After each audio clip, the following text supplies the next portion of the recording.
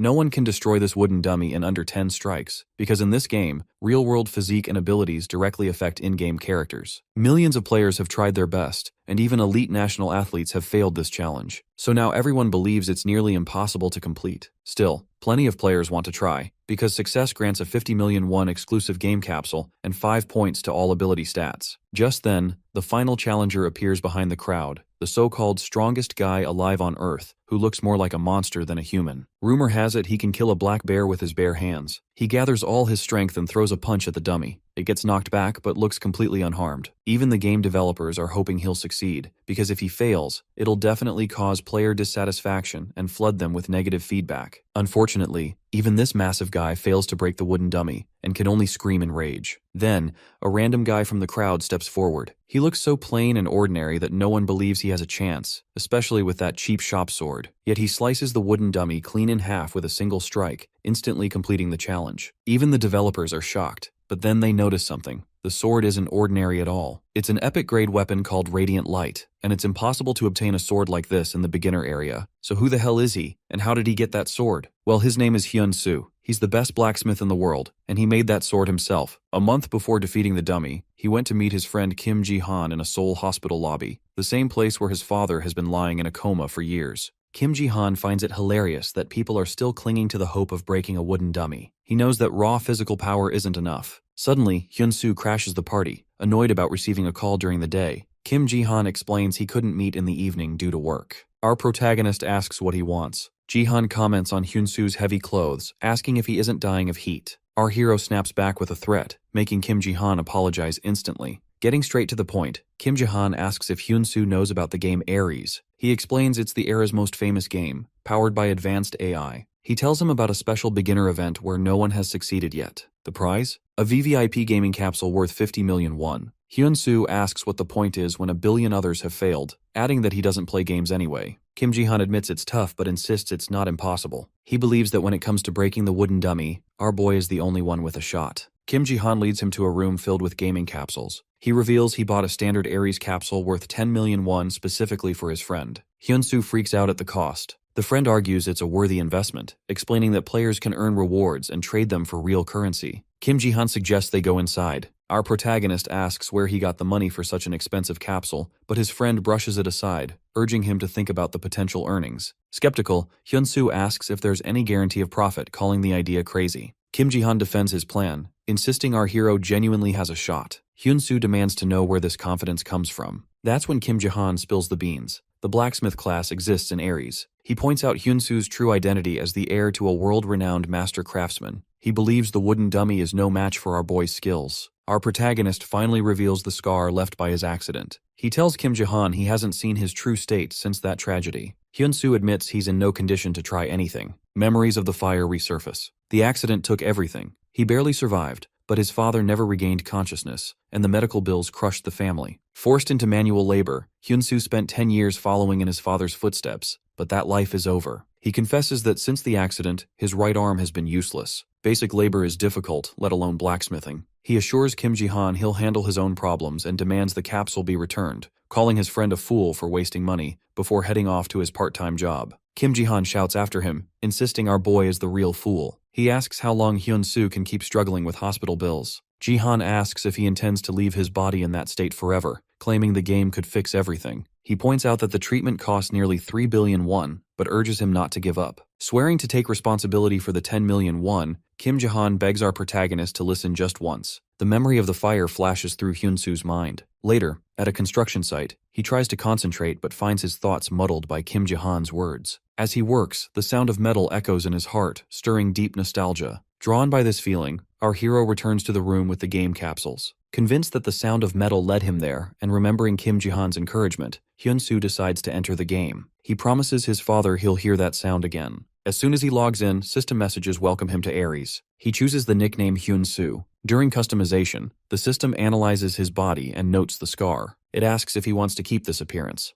Our boy agrees. The process ends, and he enters the game world. Immediately, Hyun-soo notices two crazy things. The scar on his face has vanished, and full strength has returned to his right hand. He resolves to work hard and repay the 10 million won debt. He is randomly summoned to the beginner's zone in the barren region. arriving at Ren's blacksmith workshop. Inside, he finds an old blacksmith struggling with his work. The man declares he'll craft a sword superior to his opponent's, desperation marking every strike. Our protagonist interrupts, stating that the method isn't correct. The blacksmith, stunned, asks what he just said. Hyun-soo repeats himself, insisting that the approach is dead wrong. The blacksmith is stunned. He asks if his ears are playing tricks on him. Our protagonist repeats himself. The current method is flawed. Hyun-soo admits it's none of his business, but he couldn't just stand there and watch a craftsman fail so hard. Figuring he has nothing to lose, the blacksmith tosses him the hammer. He challenges our boy to put his money where his mouth is, warning that he'll be watching like a hawk. This works perfectly for Hyun-soo, who intended to ask for the workshop anyway. He sets one condition.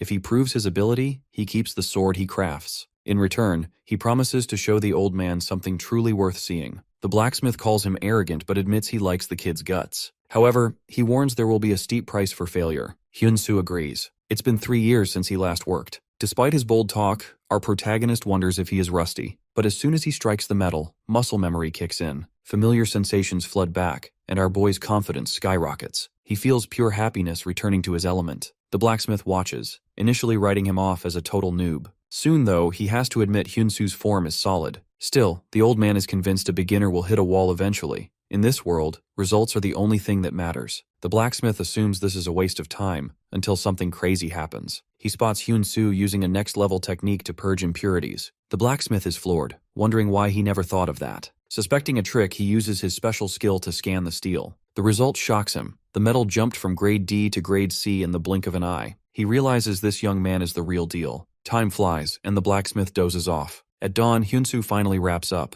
A new message pops up. Steel grade B. The blacksmith wakes up speechless. He's never seen anyone reach grade B without using special game skills. But our hero isn't stopping. With growing disbelief, the old man realizes Hyun-soo is aiming even higher. As exhaustion sets in, the impressed blacksmith jumps in to help. Together, they finish refining the metal. They stare in awe at the result. A grade A ingot, capable of forging a rare grade sword. The blacksmith explains that in all his years there, he's never seen anyone produce a magic grade item, let alone rare. Excited, he tells Hyun-soo that together, they can craft a one-of-a-kind weapon. Our protagonist keeps him grounded, insisting it's too early to pop the champagne. They still need to finish the handle and polish the blade. The blacksmith laughs, admitting he's never met anyone quite like Hyun-soo. Our boy simply says he's been obsessed with blacksmithing since he was a kid. The blacksmith suggests forging the sword again, this time with new material. He pulls out the big guns, a large, gleaming piece of mithril, a family heirloom passed down through generations. Hyun-soo asks why he's being entrusted with something so precious. The old man answers that he's learned a ton just by watching and wants to see what a true master can pull off. Our protagonist is thrilled to work with legendary metal. It's a risk, but he can't resist. The blacksmith asks if he can call Hyun-soo master.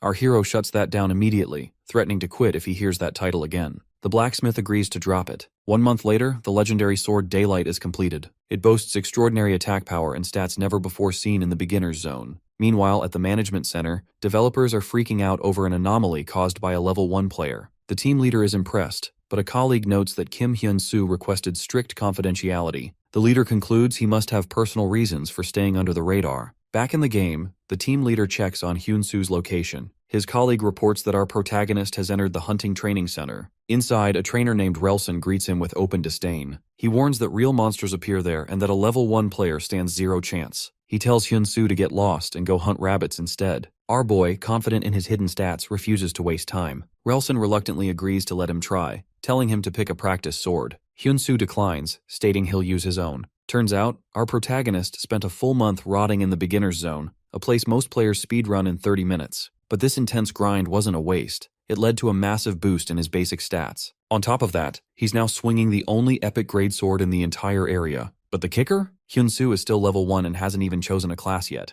Meanwhile, team leader Kim Taek is sweating over this weird case. He wonders if they should let the super AI Ares handle everything. A high-ranking executive just smiles, knowing a legendary class offer is already waiting for our boy. Back in the game, Relson laughs in his face at the idea of Hyun-soo using a self-made sword. The instructor thinks it's pathetic to risk a future on a useless profession like blacksmithing. As the test begins, Relson stresses that a trained swordsman is far more important than some shoddy weapon. He mocks the blacksmith wannabe, tanking his affinity with our hero. Hyun-soo is used to this crap. In reality, his dream was always brushed aside as trash. Yet, he senses that in Ares, his efforts might finally pay off. Our protagonist asks about the best swordsman trained here. then straight up demands a test harder than anything they faced. Relson is pissed at the arrogance, but he recognizes the guts. Provoked, he agrees to a special trial, explaining that only the chosen few get this shot. He drags Hyun-soo to another area, noting that the current record is the third stage trial. Relson summons a level 6 Swift Goblin, warning that failure means a week-long ban. Our hero ignores the threat and asks if the third stage is the limit. He declares he's taking every trial available. Relson, insulted, snaps and summons the fourth final stage trial monster, a level 15 Mad Goblin. Few have passed the third, and no one has ever cleared the fourth. All hell breaks loose. The goblin goes feral, attacking viciously, but our boy dodges like a pro. Hyun-soo knows a blacksmith can sense the latent power in a weapon. He activates Daylight's skill, Durable Sword, increasing his physical defense. The blade screams with power as Hyun-soo declares no weapon here can beat what he's created. He drops the Swift Goblin instantly. Suddenly, another goblin ambushes him, landing a heavy blow. Relson notes the critical hit, assuming our hero is toast. Yet, the outcome shocks everyone. Hyun-soo tanks the hit with 82% of his health remaining. Our protagonist credits his survival to the endless hours spent crafting, which drastically spiked his strength and vitality. Relson warns that the real nightmare is just starting. The Mad Goblin unleashes a special move called Thorns of Madness, making our boy see stars with dizziness. Though Relson is impressed, he thinks the fight is over. Our boy steadies himself, trusting his weapon. He activates Daylight's passive skill, Swift Blade, which hugely boosts attack speed. Hyun-soo unleashes a rapid flurry of strikes, bridging the level gap. The developers, watching the action unfold, are losing their minds. With a final blow, Hyun-soo wipes out the remaining goblins. Relson is stunned, shouting that this is impossible. He praises Hyun-soo, realizing every move drew out the sword's full power. The instructor guesses our hero must have a background in swordsmanship. Hyun-soo simply explains that he only learned one thing. A true blacksmith must be able to handle the weapons he creates. Relson notices the muscles and scars on his arms, clear proof of the relentless grind. He realizes he is witnessing a real craftsman and apologizes for being a jerk earlier. Respecting this talent, Relson suggests Hyun-soo become a Mad Master. A window pops up, offering the class change quest for the legendary class, Mad Master. Meanwhile, the developers are freaking out. The Mad Master class is even more prestigious than the epic Mad Knight, automatically making Hyun-soo a VIP user. The team leader knows there's no turning back. This class would make our protagonist a protector of the world. In the game, Relson urges Hyun-soo to accept, assuring him he could be a king among knights. However, our boy shuts him down. He declares that he is a blacksmith, not a knight. Everyone, from Relson to the management center, is floored. Relson laughs in admiration, calling Hyun-soo's persistence incredible. Our hero reflects that he never thought he'd wield a hammer again, but here, his life as a blacksmith is truly restarting. Relson accepts his choice. He hands over a recommendation letter for a hidden quest and gives our boy a piece of rusty armor once worn by a Mad Master. Relson encourages him to accomplish what others couldn't. Our protagonist promises to do his best. The developers agree that Hyun-soo has overcome his greatest crisis and that his potential is insane. Now, our hero sets out on his path to become the god of blacksmithing. System messages spam the screen, announcing the end of the tutorial and the start of the main quest. The real game is about to begin, but before our protagonist can even make a move, he gets booted, force logged out. Back in reality, Hyun-soo faces the cold, hard truth. Gas bills and hospital fees have left his bank account on life support. He knows his top priority is keeping a roof over his family's head. Kim Ji-han calls, asking if he finished the training zone. Our boy replies that he just reached the village, and Kim Ji-han is hyped. He encourages Hyun-soo to head straight to the auction house, explaining that gold equals real cash. He admits this financial opportunity is the only reason he dragged Hyun-soo into Ares. Before hanging up, Ji-han drops a truth bomb. He's never seen anything better than the swords Hyun-soo and his father crafted. He predicts that with the VVIP capsule's 99.9% synchronization, the results will be insane. He urges our hero to flood the world with his masterpieces. Hyun-soo feels a surge of gratitude. After the call, he decides to focus on crafting and questing to make bank. He understands that stamina management is key. He starts exercising in the real world, noting that while gaming drains energy, nothing compares to the grueling grind of real blacksmithing. As he runs, he makes a silent promise to his father to endure this. Returning to Ares, our hero hits the auction house. He names his shop Hyan's Forge. After creating the shop tool, the system grants him access to the auction panel from anywhere. He selects a prototype sword he made in the workshop.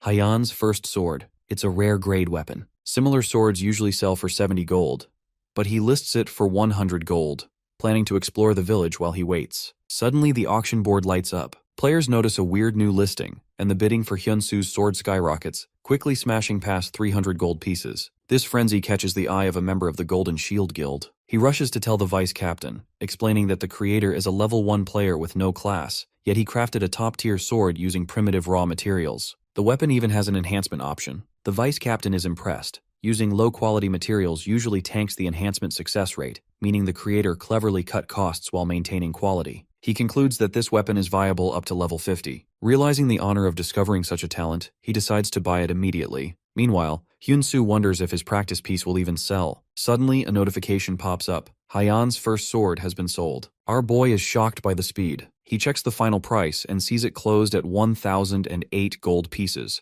far above his 100 gold. Quickly doing the math, he realizes this equals more than 1,000,000 Korean won. Joy and disbelief flood over him. Hyun-soo discovers that the buyer is the Golden Shield Guild. He receives a DM offering an exclusive sales contract or a spot in the guild. Guild info reveals they are a massive blacksmithing group with 780,000 followers. Hyun-soo knows gaining followers is much harder than just leveling up, and a large following translates directly to profit. Checking Hyeon's forge, he sees he has only 82. However, his message box is overflowing with offers from other guilds. Our protagonist realizes that Ares is a sanctuary for blacksmiths. Even if he's a nobody in reality, he finds new value here, where a craftsman's skills are backed by cold, hard data. He decides that now isn't the right time to join a guild. Instead, he heads to the Lord's castle, determined to prove his worth on his own terms. Inside the castle, Lord Burns is stressing out with his advisor, Bell. The Lord wonders if repairing an artifact is impossible. Bell explains that failure could mean the piece is lost forever, insisting they need the continent's best restoration expert. However, he adds that this expert is eccentric and refuses to meet anyone. The Lord is crushed. He can't leave his territory to seek help, especially since the unique bow is his father's only legacy. But here's the twist. Bell is actually a level 100 scammer disguised as a blacksmith. He has spent a week earning the Lord's trust with the sole purpose of ripping him off. He offers to take the bow to the capital for restoration, demanding 300 gold pieces in exchange. At that exact moment, Hyun-soo kicks the door in. He declares that the bow can be restored right here. Bell, realizing his scam is about to be ruined, is absolutely furious. Lord Burns is skeptical. He asks if Hyun-soo can truly restore the burnt bow right here in the castle without a proper workshop. He orders a guard to verify the kid's identity, and the guard confirms that this is indeed the person sent by Instructor Relson. Surprised by the connection, the Lord formally asks Hyun-soo to state his specs. Standing before the Lord of Banan, our protagonist introduces himself. Name, Hyun-soo, level 1, class, unemployed. Bell loses his mind. He can't believe a level 1 noob would speak so confidently in front of the Lord. The scammer protests, claiming restoration is high-level content reserved for blacksmiths above level 80. He accuses Hyun-soo of wasting their time and orders him to get out. Our boy calmly shuts him down. He explains that the weapon isn't a standard recurve bow, but a horn bow, a traditional composite weapon. Both Lord Burns and Bell look confused.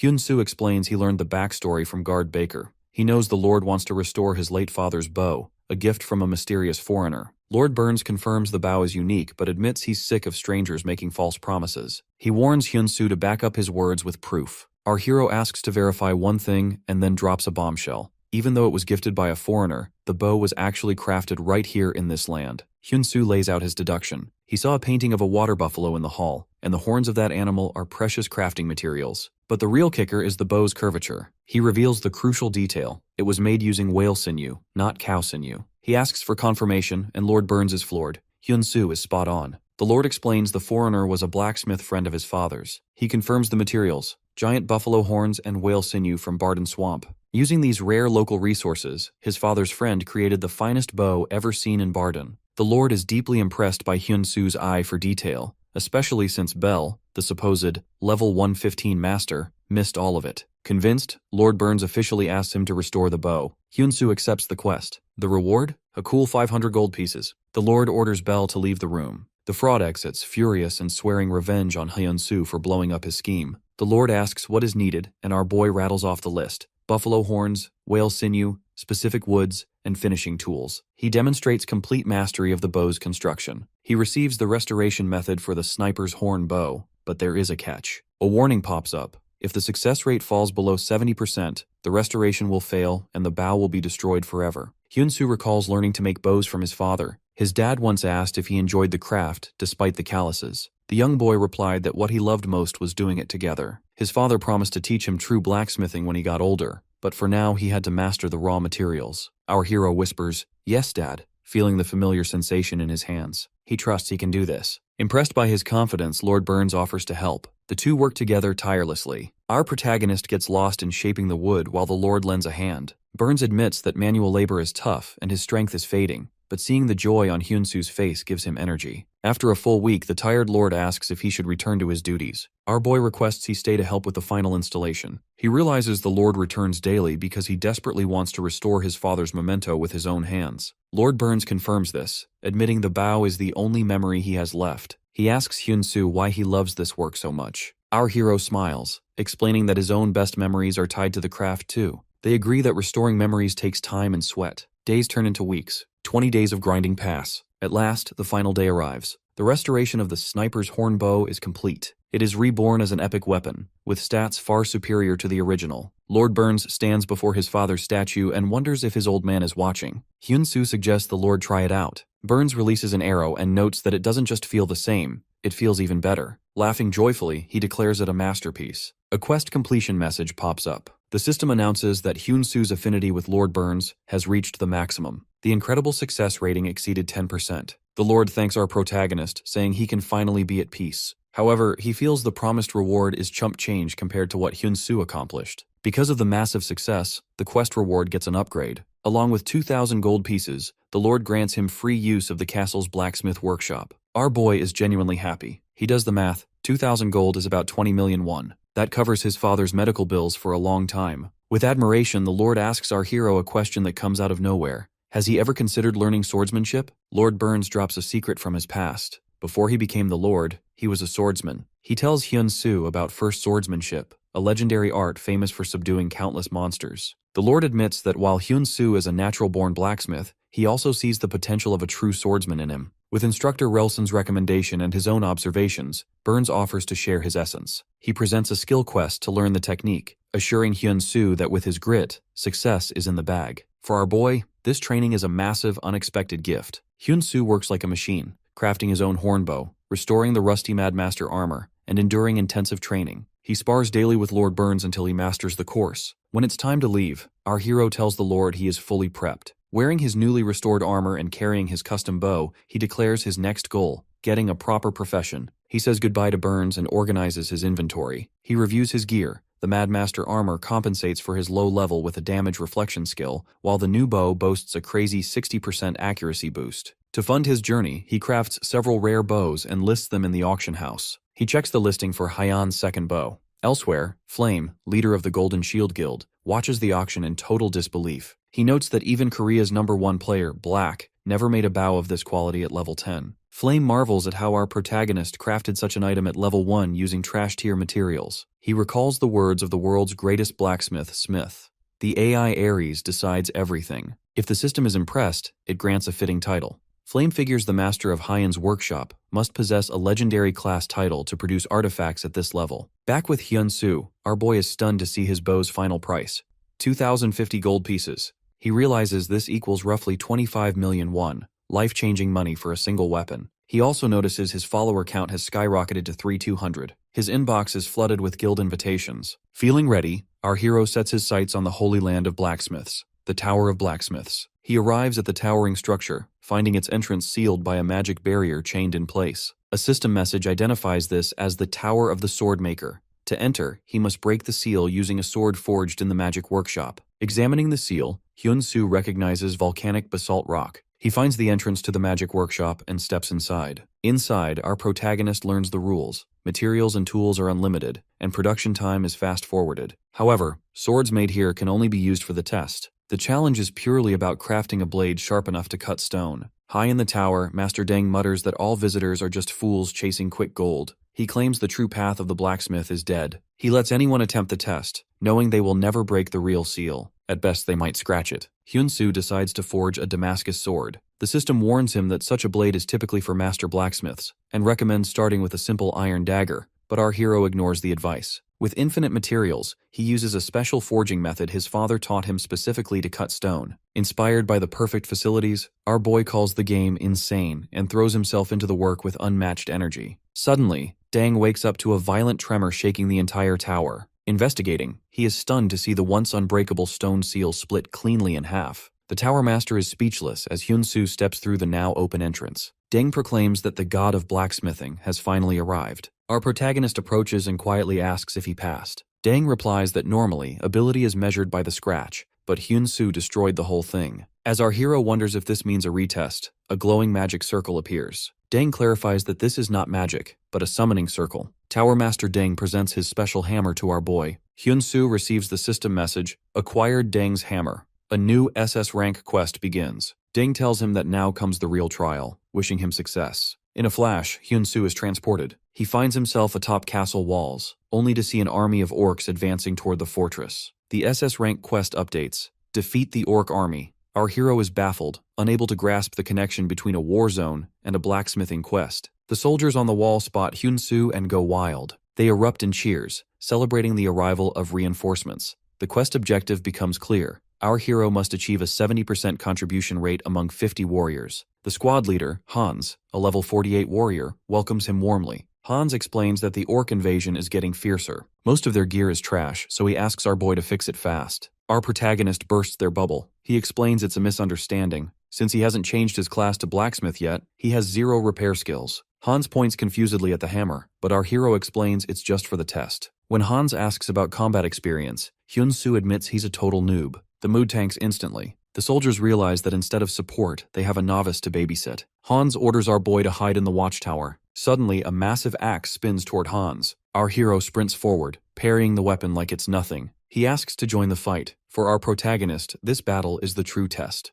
Hans is confused but agrees, telling him to fall in. The pressure of real warfare hits our boy hard, but he's sure he won't lose. Our hero leaps into the fray and deletes a level 10 orc, leveling up instantly. The intense month of grinding is paying off. Ben, a nearby soldier, watches in disbelief at the raw strength of a player with no class. In the heat of battle, Ben gets into deep trouble. Noticing this, our protagonist switches to his hornbow and fires. The luminous arrow strikes the orc's chest, saving Ben. Another orc sneaks up behind him. Our boy reacts fast, landing another shot and leveling up again. The soldiers are stunned. A single arrow from Hyun-soo takes down even the largest monsters. He shouts at Ben to snap out of it, warning that the orcs are targeting him now. Ben is rattled. Surrounded, our protagonist swaps to his daylight sword and pops the rampage skill. The result is absolute carnage. Orcs fall in droves. Hyun-soo's contribution rate jumps to 19%. Hans realizes the master had a good reason for sending this kid. With Hyun-soo, Hans believes they can achieve the impossible. Excited, he rallies his soldiers to wipe out the enemy. Our hero feels like a true member of the squad, and the system announces his performance has boosted morale. The battle rages on, and his contribution rises to 28%. He wonders why it isn't climbing faster, even though he's dispatching orcs efficiently. Suddenly, a hidden quest activates. A boss enters the chat, a level 51 orc warrior. Hans shouts for the squad to halt. He recognizes their nemesis. Panic spreads. Hans realizes they've advanced too far to escape. Yet, his soldiers are ride or die. They declare they are ready to fight, and Ben vows never to retreat. Hans orders the attack. Our boy notices the soldiers charging recklessly. He tries to provide cover fire, but he gets a nasty shock. His arrows bounce off the orc warrior's armor like rubber. Hyun-soo realizes the foe's hide is like steel. Arrows alone won't work. Despair grips the squad. Someone suggests running, but Hans insists there's no turning back. The orc warrior charges. In a single brutal strike, the monster chops off Hans's arm. The squad leader realizes too late that victory is out of reach. Our protagonist watches in horror as Hans hits the dirt, blood pouring onto the battlefield. Panic spreads like wildfire as the orcs roar. One soldier screams that their weapons can't even scratch the enemy's armor, realizing their attacks are useless. Another is convinced they are all dead meat. Our hero steps up, shouting to the squad that fighting like this is suicide. He orders everyone to form a defensive line and retreat into the forest behind him, assuring them he'll catch up soon. The squad obeys, evacuating their wounded leader, Hans. Ben takes command of the rear, organizing the men to hold off the orcs as long as possible. He tells our boy this strategy will only buy a little time. Our protagonist replies that he just needs 5 minutes. Ben is on board, vowing to hold the line no matter what. With that, Hyun-soo vanishes into the trees. Standard arrows are trash against the orc warrior's thick armor, so our hero pulls out the big guns, Deng's replicating hammer. It's an epic tool capable of duplicating consumables and drastically slashing crafting time. For the first time, victory feels possible. Meanwhile, the soldiers fight desperately in the forest, holding back the relentless orc advance. Ben refuses to give up or retreat, determined to buy those 5 minutes for Hyun-soo. Just as Ben is about to be decapitated by the orc warrior, a streak of light tears through the air. It strikes the monster dead instantly, saving Ben's life. The soldier is stunned. Suddenly, more projectiles fly from the shadows, each one hitting its target with terrifying accuracy. It turns out our boy is crafting and firing these special arrows from his hidden position. The orc warrior roars in fury at this new tactic. As the monster rages, our protagonist prepares his next weapon, with the soldiers pinning all their hopes on him. Hyun-soo has crafted special arrows called Pyeonjeon,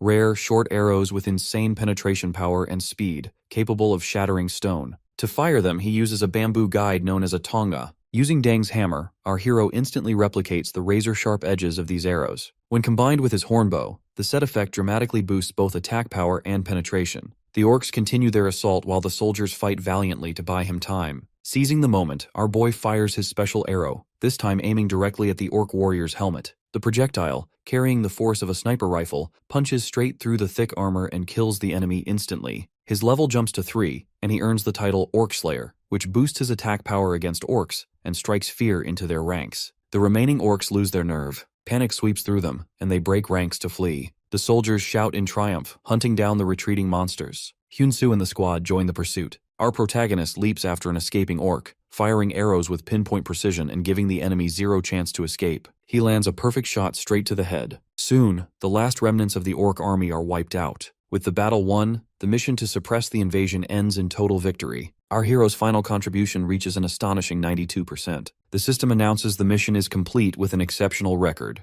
The victorious soldiers chant Master Hyun-soo's name. He wins the squad's full trust and receives a hidden title, Battlefield Commander. Approaching the injured Hans, who is being patched up, our protagonist listens as the leader speaks. Hans admits they always focused on defense and never believed they could fulfill their long-held dream of defeating the orcs. He thanks Hyun-soo, as do the rest of the soldiers. Our hero thanks them right back. Realizing his additional test is finally over, Hyun-soo considers returning to the blacksmith tower, but wonders how to get back. Back at the central tower of blacksmiths, Tower Master Deng is in a mood. He complains that the tower has fallen off. All the glory goes to the knights, while the people coming here are just chasing a quick buck. Deng insists they need someone worthy to fulfill the prophecy and restore their golden age. Coulson interrupts, dripping with sarcasm. He questions if Deng is even qualified to lead. Disdainful, Coulson dismisses the Chosen One idea as a total hoax. He whines about being summoned during his busy schedule just to test some random foreign kid. Deng shuts him down, asking if Coulson actually read the report. Hyun-soo earned this right by merit, passing the test and annihilating the orc army despite having no class. The other masters are shocked by the word annihilation.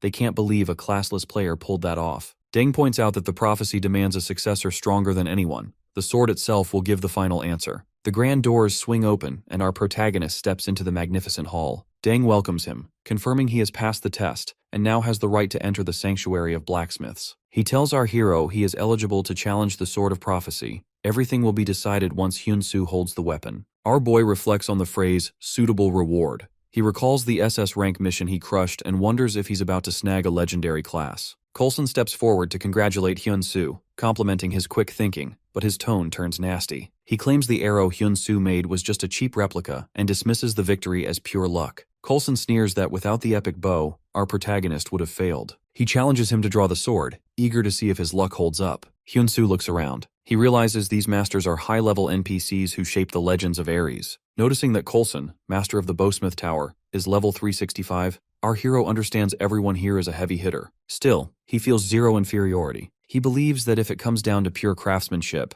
without the bias of titles, he would come out on top. Our protagonist approaches the legendary sword. It glows with overwhelming power, sending a wave of energy that shocks the masters. Suddenly, the sword erupts in brilliant light, engulfing the entire hall. Hyun-soo wonders what the hell is happening as he's swallowed by the energy. When the light fades, he stands in the same spot, but the sword has vanished. Deng gasps. He laughs, realizing the real successor didn't even need to touch the sword. It chose him instantly. Across the hall, Coulson curses in rage, refusing to accept the outcome. Just then, the system drops a bomb. It announces that the first god class has appeared in the world of Ares. Coulson's anger boils over. He can't accept that a novice received such an immense honor. The system confirms it. Hyun-soo has advanced to the god of blacksmithing. Our protagonist and Dang are stunned. This isn't just a legendary class. It's the first of its kind, granting him insane abilities. He is no longer bound by level requirements while crafting, and his experience increases automatically based on the items he creates. The prophecy confirms that as a blacksmith, he will become stronger than anyone else. A new class quest, Test of the Sword, appears, unlocking at level 100. The other Tower Masters whisper among themselves, accepting the sword's choice. However, Coulson throws a tantrum. He loudly protests, reminding everyone of a specific clause.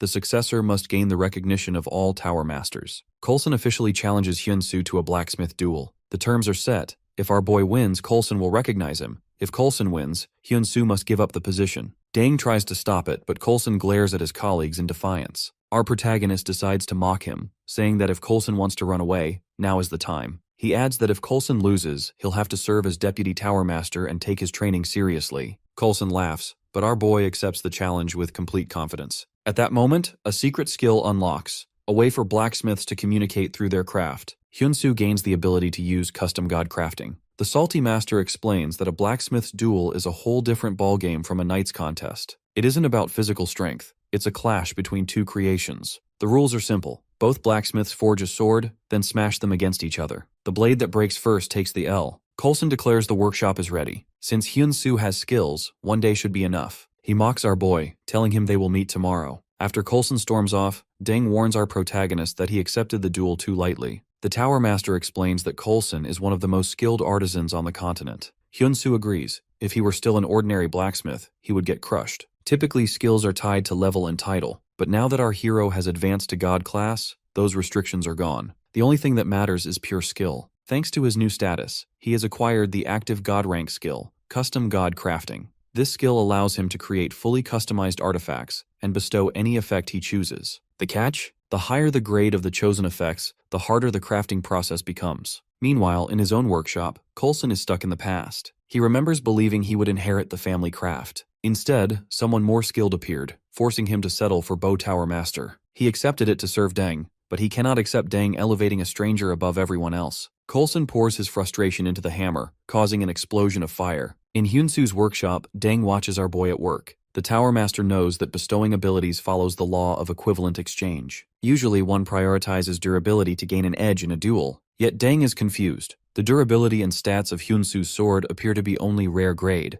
Our protagonist completes his sword, the blade shining with brilliant light. Deng wonders just what the god of blacksmithing is cooking. The next day, everyone gathers for the showdown. Coulson challenges Hyunsu to prove himself worthy. Coulson reveals his sword first. Coulson's Dark Knight, a unique sword. Its stats are insane, 12,000 durability and 664 attack power. It also features abilities that boost durability by 35%. Deng and the other masters praise Coulson's craftsmanship. Coulson flexes that his blade is a masterpiece and demands to see what our boy has made. Hyunsu unveils his sword, stunning them for the wrong reasons. It is only rare grade. Its durability is a pathetic 1,000, and its attack power sits at 177. A Tower Master sneers, calling the sword ridiculous and claiming Deng was foolish to trust a random player. Coulson proclaims this is the end and charges at Hyunsu. Our protagonist stands his ground. Metal clashes against metal. Then, a sharp snap rings out. Deng and the spectators stare, jaws on the floor. Coulson's unique sword, Dark Knight, has shattered into pieces. Coulson is speechless. Calmly, Hyunsu explains that a sword's value isn't determined by grade alone. The details of our hero's sword appear, showing its special active ability, a sword that cuts swords. This custom effect gave it a 65% chance of cutting the opponent's weapon upon impact. It was a unique, unrepairable blade, a literal glass cannon created for a single purpose. Deng recalls his father's prediction about a successor who would break tradition. He remembers a young Coulson, who was once eager to learn those teachings. A flashback reveals our protagonist in the workshop, explaining to Deng that simply breaking swords wouldn't convince the masters. That's why he chose to create a sword that literally cuts swords. Deng had doubted it was possible, but Hyunsu proved that infusing unique properties comes down to skill and sweat. Now Deng understands. It was a daring choice. He realizes our hero has the vision to turn bold ideas into reality. Coulson whispers the title, God of Blacksmithing. He wonders if he'll ever be able to forge a weapon like that. Hyunsu looks at him with a calm smile, declaring that the word impossible doesn't exist. Coulson accepts defeat. Our protagonist tells the fallen master that he now stands before the god of blacksmithing. A system window announces that the duel of the blacksmith's quest is complete. The Tower Masters drop a nice payday on Hyunsu, a box containing 500 gold coins. On top of the cash, they hand him a scroll detailing the recipe for a legendary bow, one of the 10 treasures of the tower. Coulson admits this recipe is out of his league. He believes entrusting it to someone on the path to greatness is the only right move. Deng addresses our protagonist, declaring that the god of blacksmithing will kickstart a new age of prosperity. He encourages our boy to aim for the absolute peak. The growth of the god starts right now. The scene shifts to the real world. Hyunsu is celebrating with Kim Ji-han. The wealthy friend can't believe he's drinking beer on Hyunsu's dime. He congratulates him on achieving the God rank class, calling it absolutely insane. Jihan admits he recommended the game to stop our hero's talent from rotting, but he never imagined he'd be this cracked at it. He points out that after all the hell our protagonist went through, he's finally seeing the light at the end of the tunnel. Kim Jihan asks the million-dollar question, what actually changes with the God class? Our boy laughs and says, honestly, not much feels different yet. His immediate focus is the hospital bill, a ticking time bomb due tomorrow. To make matters worse, another 10 million won has been slapped onto the treatment cost. Jihan shares an update about his father's new medicine. Bad news, it isn't covered by insurance, so the price tag is at least 20 million won. He reminds Hyun-soo that his own burn treatments aren't free either. Jihan drops a reality check. Having a God class isn't enough to pay the bills. There's a physical limit to how many artifacts our hero can craft. He explains that Hyun-soo needs to level up and build massive fame. Kim Jihan gives him the playbook. Rub elbows with the biggest shots and Aries. This way, he'll snag much bigger rewards and rare items. Our hero takes the advice to heart. Jihan then claims to have a plan, announcing that his big brother in the game will help. Our boy just laughs and tells him not to get fired from his day job. Jihan shows him the latest news. The internet is blowing up about a player named Lord. Always ranked 21st, Lord has finally reached a legendary class. But the shocking part? Lord actually defeated Sword King Barad, an NPC no one had ever beaten. Players are losing their minds. Meanwhile, our protagonist feels the crushing pressure of the hospital costs, 30 million won per month. He realizes that even combining quest rewards and auction profits, he is short. Hyun-soo is determined not to let his father's treatment stop. At that moment, speak of the devil, he receives a notification. One of his swords have sold for 53,310 gold coins. The buyer? Lord. Our boy immediately heads to the hospital reception and pays off every cent. With the weight finally lifted, Hyun-soo decides he can never stop playing Ares. Back in the game, he receives a DM from Lord. The ranker explains that thanks to Hyun-soo's sword, he passed Sword King Barad's test. Lord adds that anyone who knows the true value would call the price a steal. The message reveals the secret. Our hero's sword cut the Sword King's own weapon, creating an opening that stunned the NPC. Lord drops a massive opportunity. King Barad is waiting for him and wants him to make a sword. Our protagonist is startled. He realizes this is the golden ticket to solve all his problems. Resolving to seize this chance, our boy decides meeting Barad is a must. Elsewhere, a stylish man enters an old blacksmith workshop in the modern world. He whispers that there is only 1 month left on their promise. Back to Hyun-soo. He's on the phone with Kim Jihan, who is shocked at the idea of walking up to Sword King Barad. Jihan laughs in his face. He points out that even a God rank class doesn't grant access to everything. Generally, meeting a high-level NPC like Barad requires a player to be at least level 200 with high fame. However, he assures our hero there is a loophole. Jihan tells him about the Goyad Martial Arts Tournament, an annual event in the Goyad Kingdom restricted to levels 50-60. King Barad hosts it to scout talent. The winner gets prize money directly from the king himself. Jihan concludes that if Hyun-soo wants to meet the king right away, this is his only path. Heeding Dang's advice to explore the world, our protagonist sets his sights on the next destination. With determination, our boy embarks for the castle region to begin his journey. Hyun-soo recalls Dang's advice. The Kasil region sits on the border of the Prime and Goyad kingdoms, a meat grinder holding back relentless waves of undead. This is the fastest place to power level, and our hero is determined to crush the upcoming mission. Upon arriving, Centurion Render greets him, asking if he is part of the reinforcements. He notes the timing is perfect. They are desperate for warm bodies. The commander explains that the undead attacks keep spiking and shares the region's lore. In the past, the Holy Ramus bell rang throughout the land, weakening the monsters. But recently the bell shattered. The commander admits they were caught with their pants down. Although they beefed up defenses, the enemy realized the weakness and started creeping in. Hyun-soo asks if the Ramus bell can be repaired. Render freezes, suddenly realizing Hyun-soo's potential identity. He asks if he came from Master Dang, and our boy confirms it. Render freaks out, asking why he didn't lead with that, and rushes him to see the captain. Captain Cal of the Castle Knights asks if Dang sent him personally. Render confirms it, explaining that Hyun-soo wants to inspect the bell. Captain Cal shuts it down, stating that Dang already declared the bell unrepairable. The Lord made several secret attempts, but every expert, including a level 290 master, said it's toast. Captain Cal eyes our hero and demands his level. Hyun-soo replies honestly, level 13. Render's jaw drops. Captain Cal sighs, telling our protagonist he's a liability and advising him to find a safe spot in the rear. The captain explains that if the main undead army breaks through, it's game over. Suddenly a soldier bursts in. The undead are hitting the eastern wall. It's ghouls, a massive horde of level 41 monsters headed straight for the gate. The captain declares the situation critical. He orders Render to follow him and tells Hyun-soo to keep his mouth shut about the bell. Our hero thinks that if this is like the Orc War, he can handle it. A new regional war quest begins. drive away the ghouls and protect the gates. The horde rushes the walls as the soldiers fight for their lives. Render explains that undead are tanky. Without holy power, it takes forever to kill them. Render is stunned when Hyun-soo drops a ghoul with a single arrow to the head, without a drop of holy power. Our boy uses the flying arrow skill, and the projectile hits like a truck, piercing through rows of ghouls. The soldiers cheer, and Render declares that they can actually win this.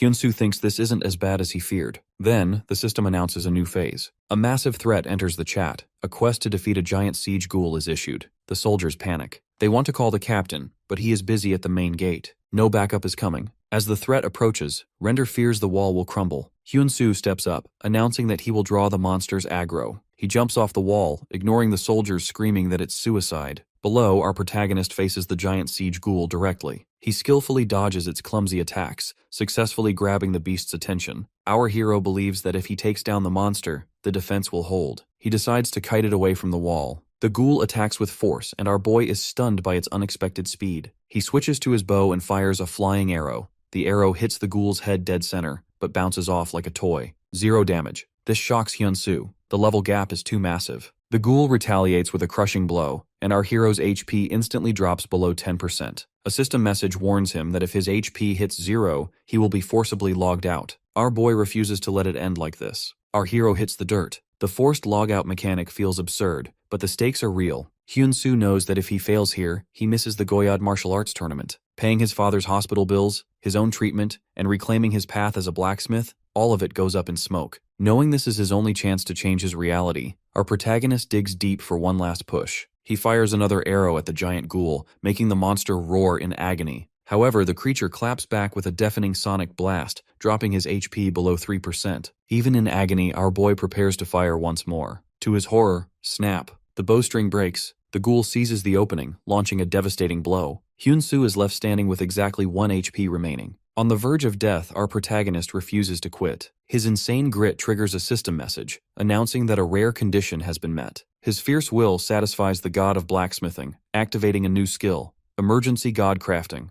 The rules are brutal. He must create a weapon in under 20 seconds, and it will only last for 30 seconds before poofing out of existence. Recognizing this is his only shot, he starts the process. A 19-second countdown begins. He grabs materials and forges at lightning speed. As the timer hits 0, our boy finishes a brand new sword and launches himself at the monster. With a fierce shout, Hyun-soo charges. Activating the Scythe of Death sword skill, he freezes the monster for an instant before delivering a flawless finishing blow, driving the blade through the beast. The giant ghoul is toast. It collapses, defeated, and our hero is completely drained. A system message declares he has deleted the boss. He gains a massive XP dump, instantly boosting his level to 38. Hyun-soo breathes a heavy sigh of relief. He is now tournament qualified. He passes out from exhaustion as Render and the soldiers rush over. Later, Hyun-soo wakes up, bandaged and lying in bed. He sees himself surrounded by soldiers chanting his name, calling him a true hero. One steps forward to say it was thanks to Hyun-soo that everyone survived. Captain Cal approaches and expresses his gratitude, asking how the hell he managed to win. Hyun-soo is vague. He knows the truth would sound crazy. Captain Cal insists he shouldn't downplay his achievements, stating clearly that Hyun-soo carried the team. Internally, our protagonist knows exactly what happened. He realized that ghouls, as spiritual entities, are weak against holy power. This reminded him of the Sword of the Four Symbols, a blade famous for nuking evil. Thanks to his father's teachings, he recreated it on the spot using his god skill. Captain Cal insists on giving him a reward. He hands over a pouch with 2,000 gold coins. Seeing this, our boy is genuinely happy. That's roughly 20 million won. A huge payday. Cal admits he misjudged Hyun-soo at first, thinking he was just another scrub, and asks for forgiveness. Our protagonist assures him it's all good. At that moment, their affinity hits the maximum. Then, Captain Cal makes a formal request. He asks Hyun-soo to repair the Ramus bell. The captain sensed holy power in the sword Hyun-soo used, and believes restoration is possible. Hyun-soo politely apologizes. He appreciates the trust, but he needs to bounce to the Goyard Kingdom for the tournament. Captain Cal smiles and drops the bait. He reveals a detail no blacksmith could ignore.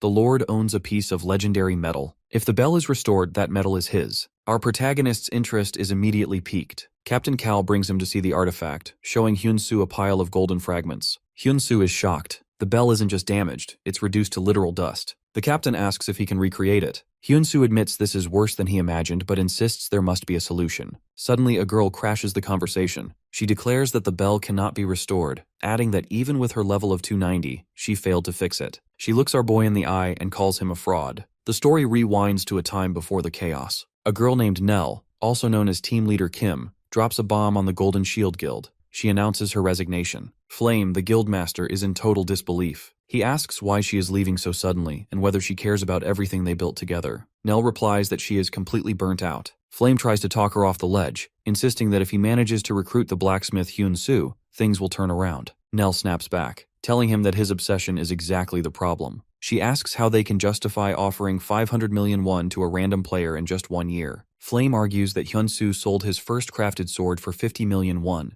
claiming his recruitment would be a rocket ship for the guild's ranking. Nell reminds him of their track record. The last blacksmith they brought in was a freelancer. The one before that ran off with the deposit. Another won the lottery and ghosted them. She lists their failures like a laundry list of disasters and warns him not to stand in her way. Flame hesitantly caves, assuring Nell that if she ever wants to return, the door is always open. The narrative shifts back to the present in Kasil. Nell arrives to find the village wrecked. She is shocked at how quickly destruction has overtaken the area. She thinks to herself that Kasil is special. To her, the villagers aren't just NPCs, they are real people. Nell believes that if they could only repair the Ramus bell, all this tragedy might be stopped. She decides to check the artifact one last time. Upon reaching the bell room, she is surprised to see Hyun-soo already there, and immediately accuses him of being a fraud. Our hero is confused, asking who she is to judge him. Nell declares that she is a far higher-ranked blacksmith than he is. Captain Cal steps in, telling everyone to chill. He introduces Nell as the expert blacksmith he mentioned earlier, then presents Hyun-soo as the hero who deleted the ghouls. The captain adds with pride that our boy has volunteered to repair the bell. Nell scoffs internally. She doubts a level 38 player who hunts monsters could fix a holy artifact that stumped the pros. She accuses our protagonist of trying to exploit Castle's desperate situation for profit. Hyun-soo ignores the noise and focuses on the bell's fragments. A system notification pops up, confirming that while the Ramus bell retains holy power, it is totally destroyed.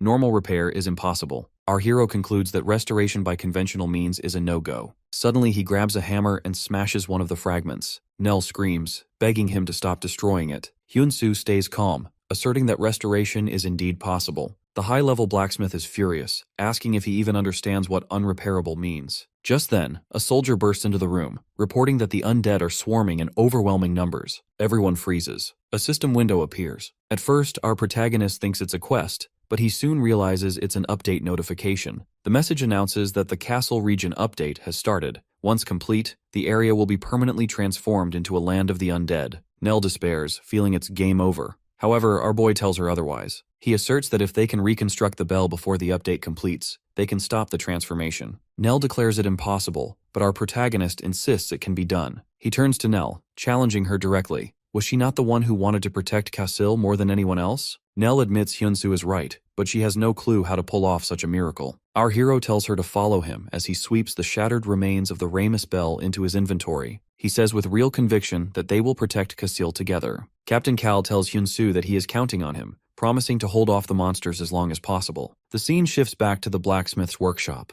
Nell asks Hyun-soo what the plan is. Our protagonist outlines his theory. When he broke the first shard, the holy power remained, proving the energy is inside the material itself. He intends to melt it down and forge a completely new bell, believing the holy power will return stronger than ever. Nell remarks that she has never seen a method like this. Hyun-soo responds that repairing something isn't just about skill, it's about understanding the heart of the object. As the smelting begins, Nell is surprised. She wonders if he truly means to do all this labor manually. Our boy turns to her and asks why she's just standing there. He admits he can't do this without her help. Meanwhile, in the real world at the game developer's office, a dev monitors the Kasil region update countdown. Less than an hour remains. Kim Tae-suk, the senior developer, watches the screen intensely. A colleague scoffs that one person cannot flip the outcome, but their female teammate points out that Nell, a top-tier player, is helping him. As the fateful moment arrives, the battle rages. Captain Cal shouts for his men to hold the line. Exhausted soldiers drop one by one. A giant monster breaks through the defense, but Cal intervenes and slays it. He rushes to his wounded comrades, urging them to hang on. Amid the chaos, a fracture appears in Captain Cal's sword. He despairs as a monster leaps at him, believing it's the end. Suddenly, a powerful bong rings out across the battlefield. The undead freeze in place. They clutch their heads, shrieking in pain, before erupting into flames. The echo of the mysterious bell spreads through the entire region. Captain Cal yells in celebration that the Ramus bell has been restored. Back at the developer offices, an employee spits out his drink. On the screen, inside the workshop,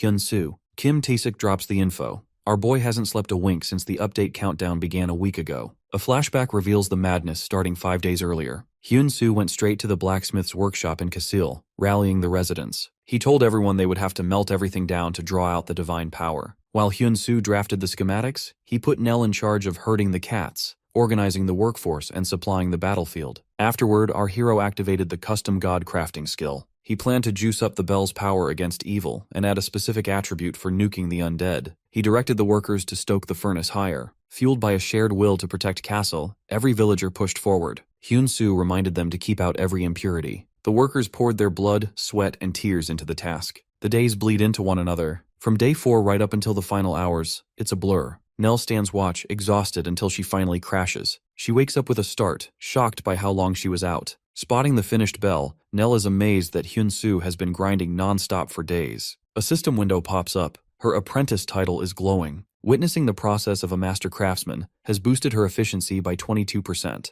Nell wonders in awe if this young man is truly a master. Hyun-soo notices she's awake and cracks a joke that she slept like a baby despite the noise. Nell protests, insisting she wasn't out for long. Our protagonist assures her they're nearly at the finish line. Unexpectedly, Nell asks him outright, "Is he the blacksmith Hyun-soo?" Our boy confirms it. He places his hand on the new bell. The artifact glows with immense power as his special mark appears. Nell gazes in admiration. She says beautiful doesn't even cover it. It's a true masterpiece. A system message declares this is Hyun-soo's second custom creation. It boasts unique, infinite durability, an artifact that was once deemed impossible to repair. Nell wonders if its history is the source of its power. She admits she's never seen anyone pull off a feat like this. Suddenly, Nell grabs Hyun-soo's hands. She pleads for him to stay with her moving forward. Hyun-soo, totally confused, asks if this is a confession of love. Nell flushes red in embarrassment and clarifies she means professionally. The scene snaps back to the critical moment in battle. Our hero strikes the newly forged bell. Waves of holy energy surge outward, frying the undead instantly. The monsters wail in agony as they're deleted from existence. The soldiers gasp, witnessing the miracle. A system message confirms that Hyun-soo has crafted a new bell and destroyed the undead threat. He successfully halted the update and created a new storyline.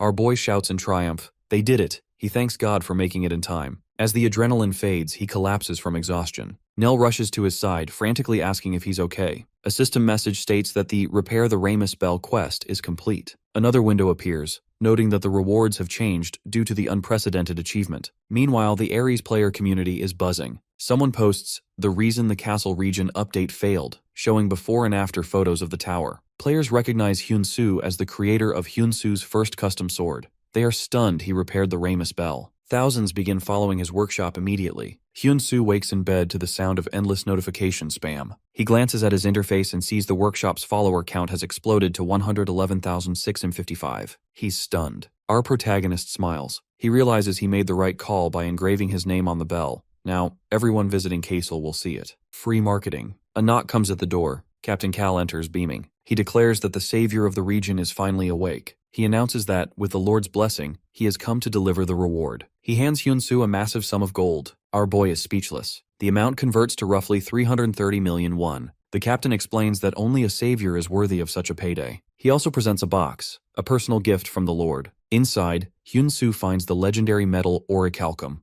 Our hero thanks the captain, but Cal shakes his head. He says it's they who owe him everything. He points out that unlike other outsiders, Hyun-soo didn't flee. He stayed and defended them. The captain's gratitude is genuine. Our protagonist feels the sincerity. He reflects that the suffering of people in Ares is no different from the despair he's known in real life. Hyun-soo prepares to bounce. He states he must return to where he lived before. The captain agrees without hesitation. Our boy decides it's time to reclaim his workshop in the real world. He logs out of the game. Captain Cal and his attendant watch the place where he vanished, commenting on how strange outsiders are. The next day in Gongju, Hyun-soo meets real estate investor Kang Hak-soo. Kang checks his phone, which displays a notification. Mr. Hyun-soo has deposited 330 million won. Kang turns to Hyun-soo, shaken. He expresses genuine amazement that he actually pulled it off. The story rewinds to 1 year ago. Hyun-soo sits with Kang Hak-soo, a real estate investor reviewing property papers. Kang runs the numbers. The damage? A cool 330 million won. He mentions having heard about the big fire and reassures Hyun-soo that the insurance money should cover the hospital bills. The investor encourages the young man to keep his head up.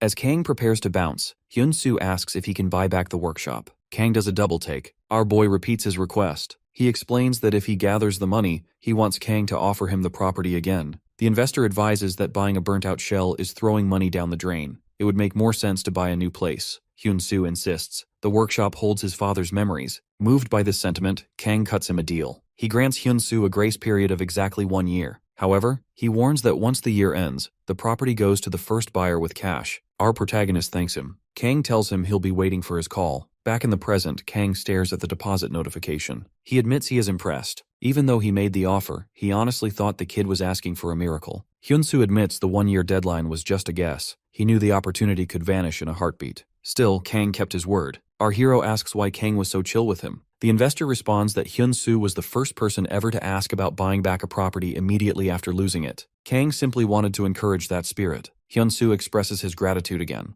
Thanks to this man, he didn't lose his father's legacy. He feels he must give something back. Hyun-soo asks if Kang knows the game Ares. Kang laughs. Everyone and their mother talks about it. Our boy reveals that he is actually a blacksmith in Ares. Kang notes it's the perfect gig for him. Hyun-soo offers a favor in return, a custom artifact. Kang asks for a custom piece, regardless of the stats. Our protagonist promises to deliver whatever he wants. Later, inside the game, Hyun-soo enters a tavern. Nell waves him over. It's their first reunion since the undead incident. Nell complains that tracking him down was a nightmare. Hyun-soo apologizes, but she laughs, saying she's just teasing. Nell drops her resume, introducing herself properly as the former chief strategist of the Golden Shield Guild. She claims she built the guild into what it is today. She adds that after witnessing Castle, she is certain of one thing. Hyun-soo will be a top-tier ranker. The strategist gets straight to the point. When our boy establishes a guild, she wants to be its first member. Our hero jokes that she was calling him a scammer just a few days ago. Nell apologizes but insists anyone would have misunderstood.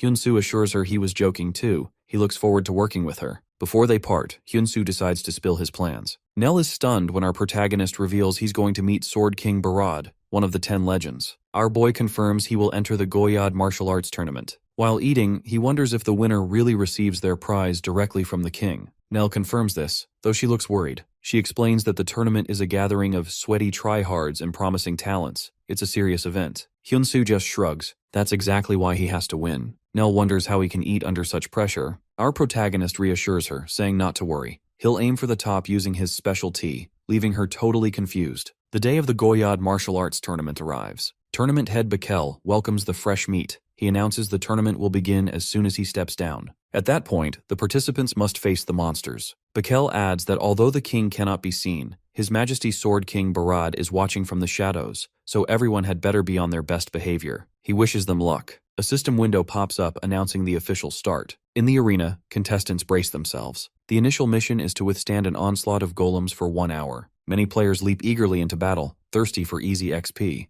Another system window appears, declaring the first trial. Whoever defeats the level 109 stone golem will earn a reward. One participant screams, questioning the insane difficulty. He comments that the first round should be a walk in the park. Another player rushes in, shouting, "First come, first served." He is instantly crushed by the golem and forcibly logged out. Panic erupts. The contestants try to dodge, but they're deleted one by one. It's a massacre. Players realize this event is nothing like what they were told. Many wonder in terror how anyone is supposed to beat a level 109 monster right at the start. Hyun-soo watches the chaos while others curse their luck, realizing they've been scammed. Elsewhere, tournament head Bakel realizes the tournament is a dumpster fire. A stone golem from the high-level tournament has accidentally spawned in the beginner arena. Bakel fears a total wipeout. He rushes off to see His Majesty. Bakel bursts into the chamber, calling for Sword King Barad. He insists the tournament must stop immediately. Yet Sword King Barad refuses. Bakel is confused. The king interrupts, telling him to look at the screen. Barad points to a specific warrior on the battlefield. He orders Bakel to watch that guy closely. In the arena, Hyun-soo fires a glowing arrow that smacks the stone golem. It is revealed that this is his third custom creation,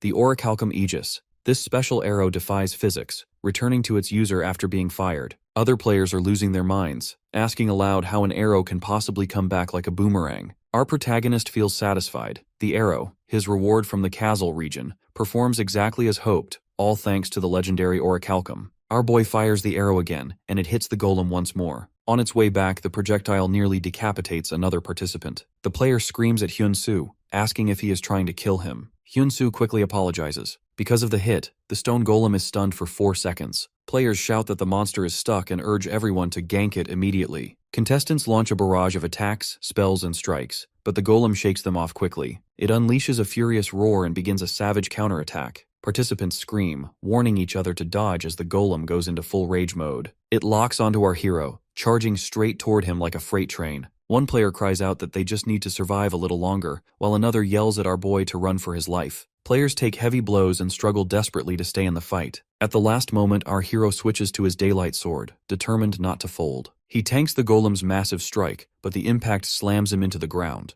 Above, tournament head Bakel pleads with Sword King Barad, suggesting the tournament should end now since the participant seems to have hit his limit. The king watches with growing interest. Suddenly something wild happens. Despite hitting the deck, Hyunsu activates the emergency god crafting skill again. The process finishes instantly. He creates Damascus World 2, a temporary weapon designed specifically to cut stone. With a single powerful blow, our protagonist deletes the stone golem. The Damascus sword vanishes immediately afterward, as it was only a temporary item. At the same time, Hyunsu is bombarded with notifications. He is startled to see his level jump by 14 in a split second, an insane XP dump. Other players stare in shock, unable to grasp how he managed to one-shot the monster. Hyunsu asks them, genuinely confused, if they weren't supposed to kill the creature. The contestants reply that the goal was simply to survive. The trial has 3 stages, and the high-level golem's appearance had already thrown everything out of balance. They explain that the golem was something to endure, not defeat. Our boy finally understands that he accidentally broke the event. Suddenly, his vision blurs, and he passes out cold from mana exhaustion. Other players gather around, noting that while he has collapsed, he hasn't been logged out. They discuss his specs. At first they thought he was multi-skilled, but now they suspect he is actually a weapon master. They wish they had even a single weapon as broken as his. At that moment, Bakel announces to all participants that due to an organizer's error, the Goyad martial arts tournament is suspended. He orders everyone to exit the arena. News of Hyunsu's feat spreads online like a virus. Thousands tune in to the live stream, watching him lie unconscious in the arena. Viewers marvel at how he managed to solo the stone golem and clamor for details about his gear. Someone goes full CSI mode, noticing that Hyunsu dropped his arrow. Zooming in, they spot his name engraved on it. The chat connects the dots instantly. This is blacksmith Hyunsu, the guy who repaired the unrepairable bell in Kasil. They are amazed, questioning how a blacksmith can be this overpowered. Meanwhile, in the offices of the shareholder company, the customer service team is in ticket hell. They are swamped with questions about why the tournament was suspended. The staff can only reply that it was a decision made by Ares' free will. They speculate it might be linked to internal drama in the Goyad kingdom and apologize repeatedly. In the development department, an employee tells her team leader that there is a major issue. He replies distractedly that he's busy, but she insists.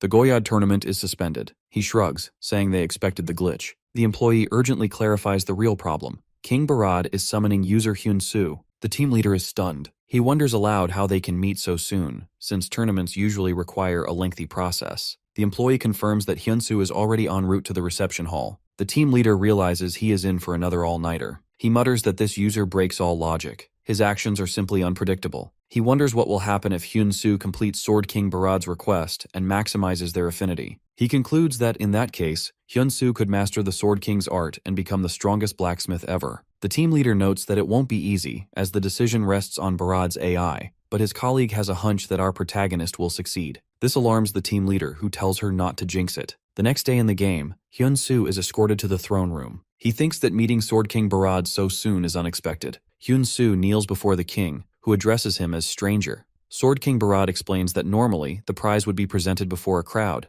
However, due to the incident, he asks for understanding in keeping things low-key. He adds that by tomorrow, everyone will recognize Hyunsu's outstanding performance as a weapon master. But Hyunsu suddenly stands up, interrupting the king. Our hero speaks directly to Barad, stating he heard the king was looking for him. The royal guards lose it. They are outraged at such boldness, insisting this kind of arrogance cannot be tolerated regardless of his achievements. They question how he dares to interrupt his majesty. Hyunsu responds calmly, declaring that he is blacksmith Hyunsu. The guards' anger intensifies as they prepare to throw him out. Sword King Barad, however, raises his hand, ordering them to stand down. The king confirms that Hyunsu is precisely the guest he was hoping for. Hyunsu stands before his majesty, Sword King Barad. The king, one of the 10 legends of Ares, tells him he is late. Our protagonist replies that the journey was hell. Barad asks if he knows why he was summoned, and our boy guesses it is to commission a sword. The king confirms it. Sword King Barad reveals that the kingdom's best blacksmiths, including Tower Master Daeng, have all failed this task. Because of this, he asks why Hyunsu should be trusted. Under immense pressure, our hero answers that he has only one thing to offer. He has come this far relying solely on his skill. Barad laughs loudly. Impressed by the stranger's guts, the king decides to bet on Hyunsu's confidence. He orders his men to bring out the goods. A glowing chest is placed before him. Inside rests 100-year-old cold iron, a rare ore that has absorbed extreme cold for a century. It grants both fire resistance and unique ice properties. Hyunsu stares at the metal. It looks like something straight out of a martial arts novel. Sword King Barad lays out his terms. He wants an epic grade or higher sword that radiates frost. The king promises that if he is satisfied, he will grant Hyunsu whatever he wishes. However, he warns that if he is disappointed, our boy will be banned from the Goyad kingdom for life. A quest window pops up.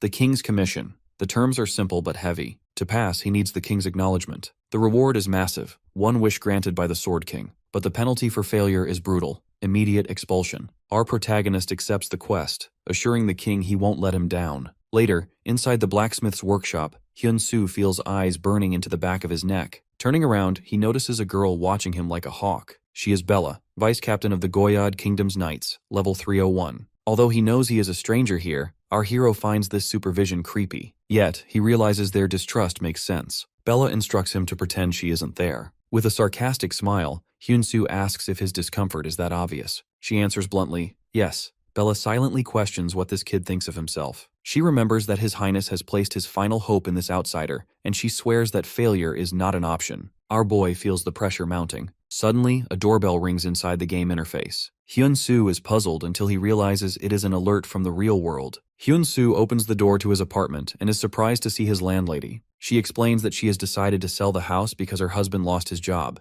They need to liquidate assets fast. She apologizes profusely. Hyunsu tells her not to be sorry and asks for the timeline. She tells him he needs to vacate within 2 weeks. The lady feels embarrassed, but he assures her he lived well there. After she leaves, our protagonist repeats the deadline, 2 weeks. He feels crushed. Even though he's earned decent coin in Aries, his expenses are drowning him. His father's hospital bills are in the millions, and buying back the burnt workshop cost him 330 million won. On top of that, he hasn't even started his own burn treatment. Our hero hits rock bottom, wondering where the hell he's going to go. At that moment, his phone rings. It's Nell. She asks what he is doing, saying she has a killer idea regarding the quest. Hyunsu asks her to call back later, explaining that his head is a mess. Nell senses something is off and presses him. Our boy admits that while the quest is huge, he's getting kicked out of his house in 2 weeks. Nell, irritated, reminds him how crucial this quest is. She explains the stakes. Right now, the internet is debating whether the Goyad tournament champion and blacksmith Hyunsu are the same person. She suggests he keeps quiet for now. When he finally reveals the truth, it will cause an absolute sensation. She emphasizes that he has a commission from Sword King Barad, one of the biggest NPCs in the game. Nell urges him to imagine the moment Barad reveals a new sword engraved with Hyunsu's name. That is the moment his value will skyrocket. That is why she's betting on him. Our hero thanks her. He admits she slapped some sense into him and promises to grind his hardest. Hyunsu returns to the game. He finds Bella shouting at him, clearly pissed. She demands to know why he is only returning now. Hyunsu, confused, asks what happened. Bella drops a bomb. His Royal Highness Sword King Barad is trapped in the dragon's nest. Stunned, Hyunsu asks exactly where the king is trapped. Bella looks at him as if he has 2 heads. She wonders how he can act surprised when he doesn't even know where the place is. Hyunsu shrugs, saying he thought he should at least read the room. Bella tells him to cut the comedy because time is running out. She explains that Flame Nest is the general term for the fire-type monster region. Within it sits the Ifrit dungeon, a death trap from which no one except His Majesty has ever returned alive. Our protagonist is confused. He wonders why the king would enter a dungeon he has already cleared, especially since he doesn't have his new weapon yet. Bella drops the truth. His Majesty's target of revenge is inside. The word revenge catches our boy off guard. He did not expect to hear something that heavy regarding the king. The scene shifts to the Flame Nest. Sword King Barad arrives, struggling with his injuries. He stands before the dungeon gate, knowing that beyond it lies the real fight. The king realizes that even his current sword is trash against what is coming. He's relieved his men got out safely, but he knows reinforcements are at least 3 days away. Sword King Barad smiles bitterly. He thinks that perhaps he should have waited for the stranger to finish the sword. A sad memory flashes through his mind. He wishes his son, Ban, were still alive, realizing Ban would have been the same age as that young man, Hyunsu. The day his son died in his arms replays in his mind. In the memory, Ban calls out to his father, bleeding out on the dungeon floor. Barad asks his son why he came to such a dangerous place without telling him. Ban explains that he thought conquering the dungeon would make him a son his father could be proud of. Ban realizes too late that he was too weak. Barad shouts that there is no need to apologize, begging him to hang on, but Ban whispers, "I'm sorry," once more, before taking his last breath. The memory ends with the king holding his son's lifeless body in total despair. In the present, Sword King Barad makes his choice. Even though it would be safer to wait, he cannot let Ifrit slip away. He has waited years for the monster to show its face and is determined to finish it. With heavy steps, the king marches steadily toward the burning dungeon gate. Back in the workshop, Bella explains the stakes. Since the prince's death, His Majesty has tried every possible way to hunt Ifrit, but the monster has remained elusive. She adds that this might be His Majesty's last chance. Bella admits frankly that trusting a stranger like Hyun-soo is hard for her, but if His Majesty has entrusted this task to him, there must be a reason. Then, as a knight of the Goyad Kingdom, Bella bows and begs our hero to save her king. A new emergency quest pops up titled, A Sword That Can Save the King. The requirements are straightforward. Accept Bella's request. The reward is increased trust, but the penalty for failure is absolute, the death of Sword King Barad. The mission objective is crystal clear. Make a blade that can save him. Our protagonist thinks about Sword King Barad's tragic story. He remembers how he too lost almost everything in the flames of his own past. He wonders if he could have moved on if he had lost his family the way the king did. With determination, Hyun-soo tells Bella that he is all in. He immediately begins working. Our boy strikes the metal with his hammer and dips it in water. He recalls the lore. Ifrit's heat can melt even unique grade weapons like butter. He concludes that he must create a weapon that surpasses unique grade. Our hero decides to focus on the effect of the 100-year-old cold iron, aiming to amplify its unsolvable properties. As he works, a system window appears, stating that his understanding of the ore has deepened. Another message announces that the spirit of the blacksmith has been activated. The message explains that while making this blade, Hyun-soo has immersed himself in the work more than anyone else. His passion, determination, and empathy have brought him to a state of complete focus. He is in the zone. As a result, the system announces that our protagonist's first legendary grade sword is being forged. A blinding light explodes from the workshop. Bella shields her eyes, wondering if it is finished. Hyun-soo stands there, holding the glowing new sword. It pulses with a frigid aura that drops the room's temperature instantly. He declares that now it is time to save His Majesty. Meanwhile, in the flame nest, Sword King Barad screams in pain as he takes a heavy hit. He falls to his knees. Determined to end things today, the boss of the dungeon appears before him amidst the flames. It is Ifrit, level 490. King Barad claims he has no idea how long he has waited for this showdown. He dashes forward. Ifrit roars, and the brawl between the king and the fire demon kicks off. Sword King Barad manages to tank Ifrit's attacks, but the monster's overwhelming power pushes him back. He is stunned to realize that Ifrit's sword is forged from pure flame. A brutal combo follows, leaving Barad open. Ifrit screams, unleashing a firestorm that forces the king to retreat, laughing in his face. Barad kneels, cursing his luck. He thinks it's game over. As Ifrit winds up to deliver the final blow, hurling a massive spear at the fallen king, a giant icy sword intercepts the attack. Hyun-soo and Bella enter the chat just in time. Bella urges the king to use the new sword. Grasping the weapon, Sword King Barad sees a system window pop up detailing the legendary sword for Sword King Barad.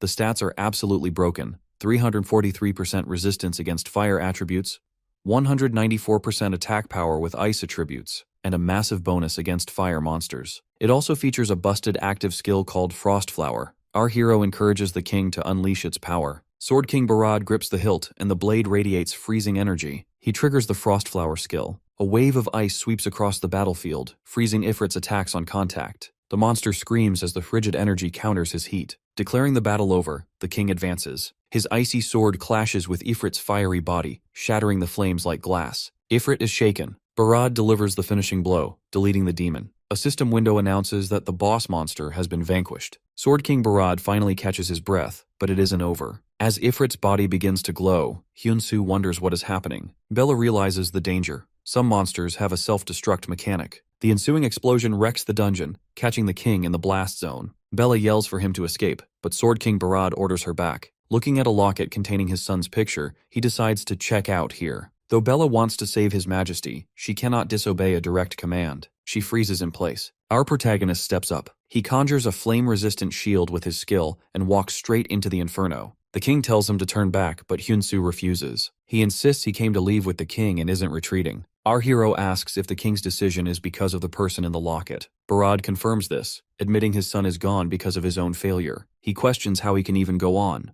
Our boy drops some truth. He says that while he will never truly know that specific grief, he almost lost a beloved family member himself, his father, who is now in a coma. Hyun-soo shares how he used to pray every day for his father to wake up, but now he is simply grateful the man is still alive. He assures the king that his son must feel the same way. Hyun-soo embraces the grieving father, telling him to let his son rest in peace. The king sees a vision of his smiling son and apologizes, realizing his mistake. Our protagonist softly tells him he must live, asking if he shouldn't strive to become a father his son could be proud of. King Barad agrees. He realizes he cannot become a shameful parent. Smiling, he tells Hyun-soo to go. Together, they escape the collapsing flames. Bella rushes to them, asking if His Majesty is all right. Hyun-soo assures her the king is safe and says he will return soon. At that moment, a system message announces that Hyun-soo's HP has hit 0. He is being forcibly logged out. Our hero reassures Bella that strangers do not die. Then, he fades away in a burst of light. Bella watches in shock as King Barad collapses into her arms. The king whispers that the boy saved him.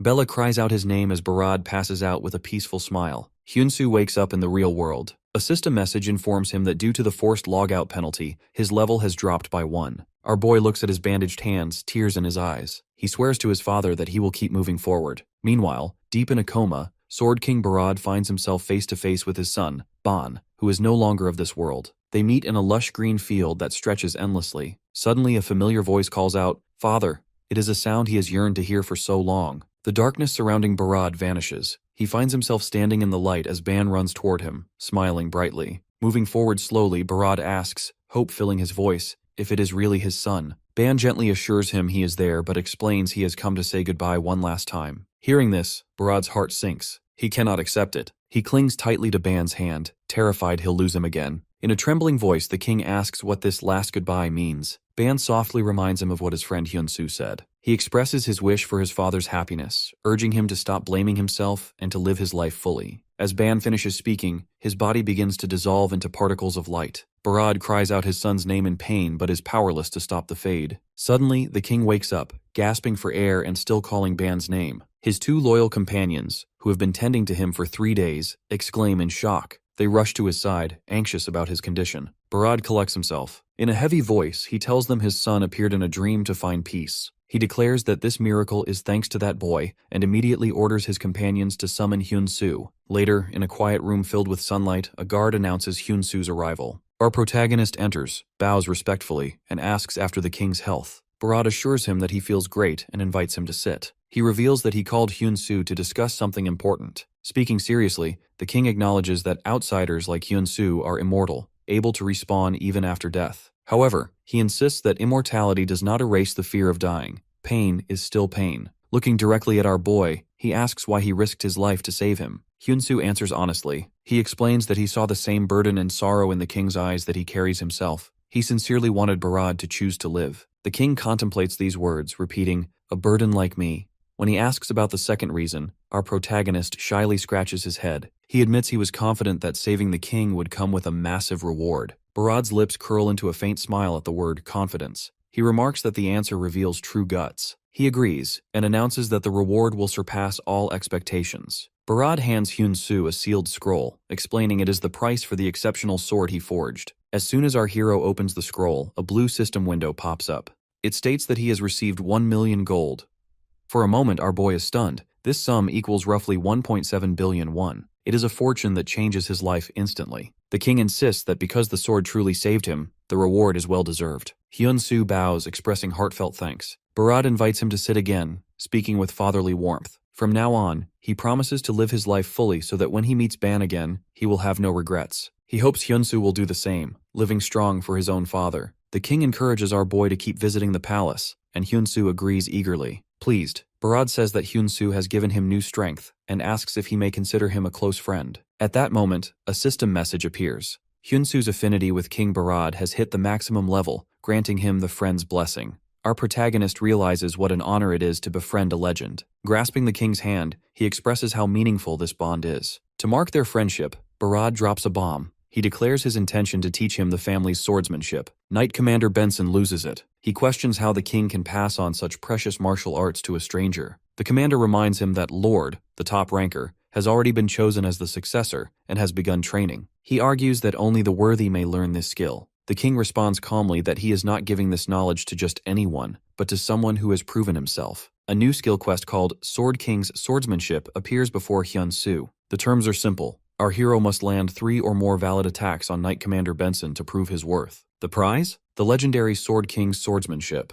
Barad announces that Commander Benson will personally test Hyun-soo and gives him 2 days to prepare. After logging out of the game, Hyun-soo immediately pays all his father's hospital bills with his prize money. With relief, our boy leaves his cramped old apartment and moves into a better crib. He thanks his former landlady for her patience and repays her generously. Once his tasks are handled, our protagonist calls his friend Kim Ji-han to invite him to dinner. Ji-han expects another meal of instant noodles but is amazed when Hyun-soo meets him at a luxury restaurant. Ji-han jokes that after such an expensive meal, he's seen everything in life. Hyun-soo smiles, telling his friend that he wanted to treat him properly for all he's done. During dinner, he hands Ji-han a gift bag containing the luxury Hermes shoes Ji-han has long dreamed of owning. Surprised, Ji-han asks where he got the cash. Our boy tells him it's just a small gift, and adds that he has also transferred the funds for the game capsule back to Ji-han's account. Delighted, Ji-han hugs the shoebox and thanks his friend. Our protagonist feels that his life is truly changing. When his friend gets emotional, Hyun-soo jokingly silences him, insisting they eat before the meat gets cold. 2 days later, Hyun-soo's test begins in the training hall. Commander Benson instructs him to draw his weapon, making it clear there will be no favoritism. However, our protagonist pulls a pro move. Instead of producing a ready-made sword, he takes a piece of raw metal from his pouch. He calmly announces that he's looking forward to the challenge. Benson is confused, but Hyun-soo grins. He isn't a swordsman yet, he's a blacksmith, and he's going to fight his way. The piece of metal radiates a brilliant light, leaving Commander Benson and the other knights stunned by the intense heat coming from Hyun-soo's hands. When the glow finally fades, a simple-looking sword rests in his grip.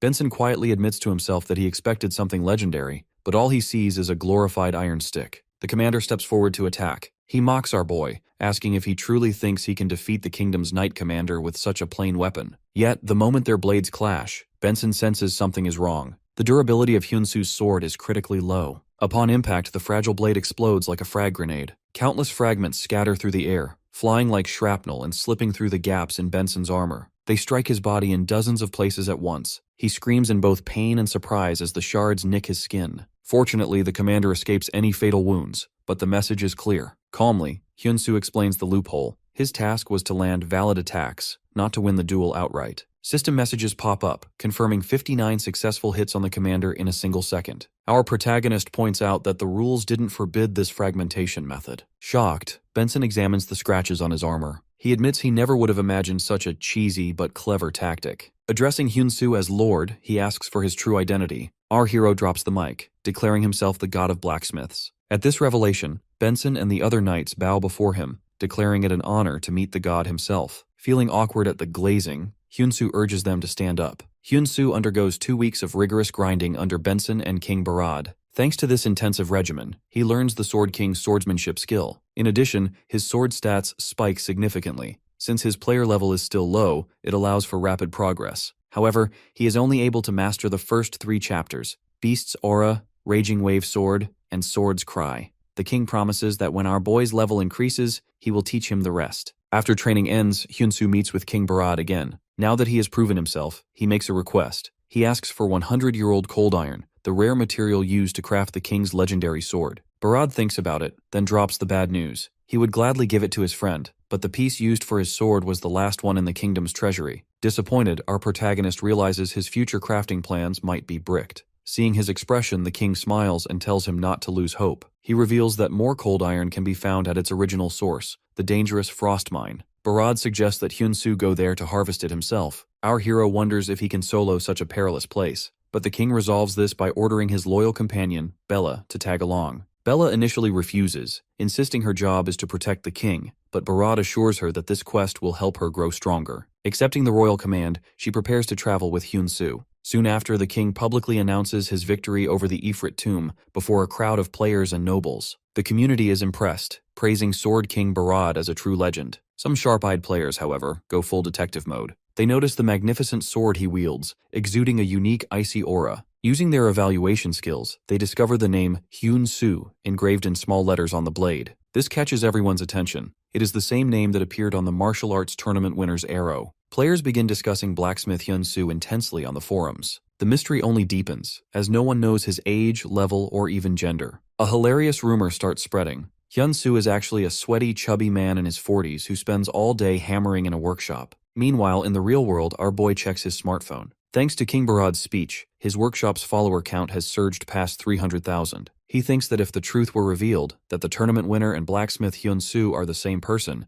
the internet would break. For now, he decides to keep his identity on the down low. Before setting off for the frost mine, Hyun-soo sends a message to someone he hasn't had the chance to thank. Elsewhere, the wealthy real estate investor Kang Hak-soo sits in his office. He is thinking about the news that King Barad has finally cleared the Ifrit tomb. Kang always believed that dungeon was impossible for current players. He remembers his own failed attempts to enter, where all his expensive armor melted like candle wax. He laments that although he has money, he lacks the gear to fulfill his ambitions. At that moment, Kang receives an in-game message from Hyun-soo. The message states that the blacksmith is reaching out to fulfill his promise and craft him armor. Kang Hak-soo's face lights up. He immediately recognizes that this is the savior he has been waiting for. Kang Hak-soo pauses, trying to recall which promise Hyun-soo is talking about. Then it clicks. He remembers their earlier discussion in his office about an artifact. Kang quickly messages Hyun-soo to say he's ready to fulfill his end of the bargain. He asks if there are any changes to the specs, since he plans to submit the request soon. Privately, Kang Hak-soo wonders if the boy can actually make the piece he wants at his current level. Hyun-soo replies that the specs are locked in. The investor then asks about Hyun-soo's current level, and our protagonist responds that he's at level 59. Hearing this, Kang feels a sting of disappointment. For a crafter, those are rookie numbers. He ends the chat politely, wishing Hyun-soo luck. Sitting back in his office, Kang Hak-soo sighs. He thinks that despite the low level, the kid has a bright future. A decent investment, perhaps. Just then, Kang's eyes catch a news article praising Hyun-soo the blacksmith.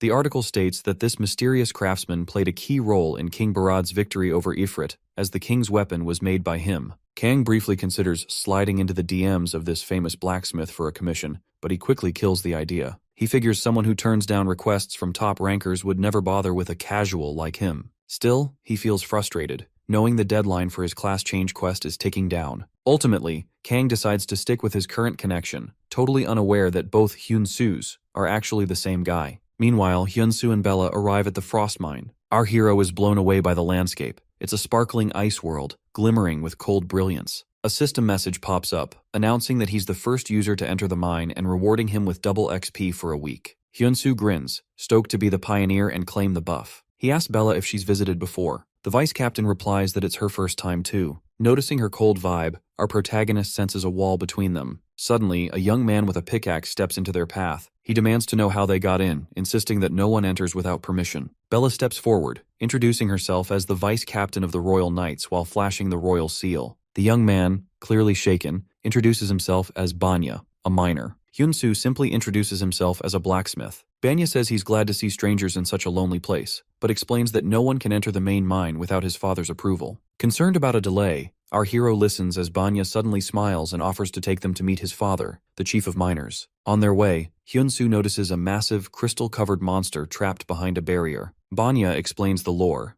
The place is like a dungeon where monsters once roamed freely, until a wizard sealed them inside the barrier a decade ago. Gazing at the monster, Hyun-soo asks if the crystals growing on it are 1,000-year-old cold iron. Banya confirms it but warns him not to get greedy, as getting too close is a death sentence. Inside the barrier, monsters still lurk. Anyone can enter, but few come back alive. Though the miners suspect the best ore lies inside, they prefer working safely outside. At last they arrive. Banya points out his father, Captain Rek, and informs him of the guests before leaving. Hyun-soo approaches the captain, who is level 231. Rek notes the weird pairing of Bella and our protagonist and asks what they want. Our hero explains that he's seeking ore even more valuable than 100-year-old cold iron. The captain is startled. Though Rek knows of such a treasure, the 1,000-year-old cold iron, he's hesitant to spill the beans to a stranger, not wanting chaos in his quiet mine. Rek asks if Hyun-soo has ever mined before. Our protagonist shakes his head. The captain explains that an average miner extracts about 3 ores a day, then makes an offer.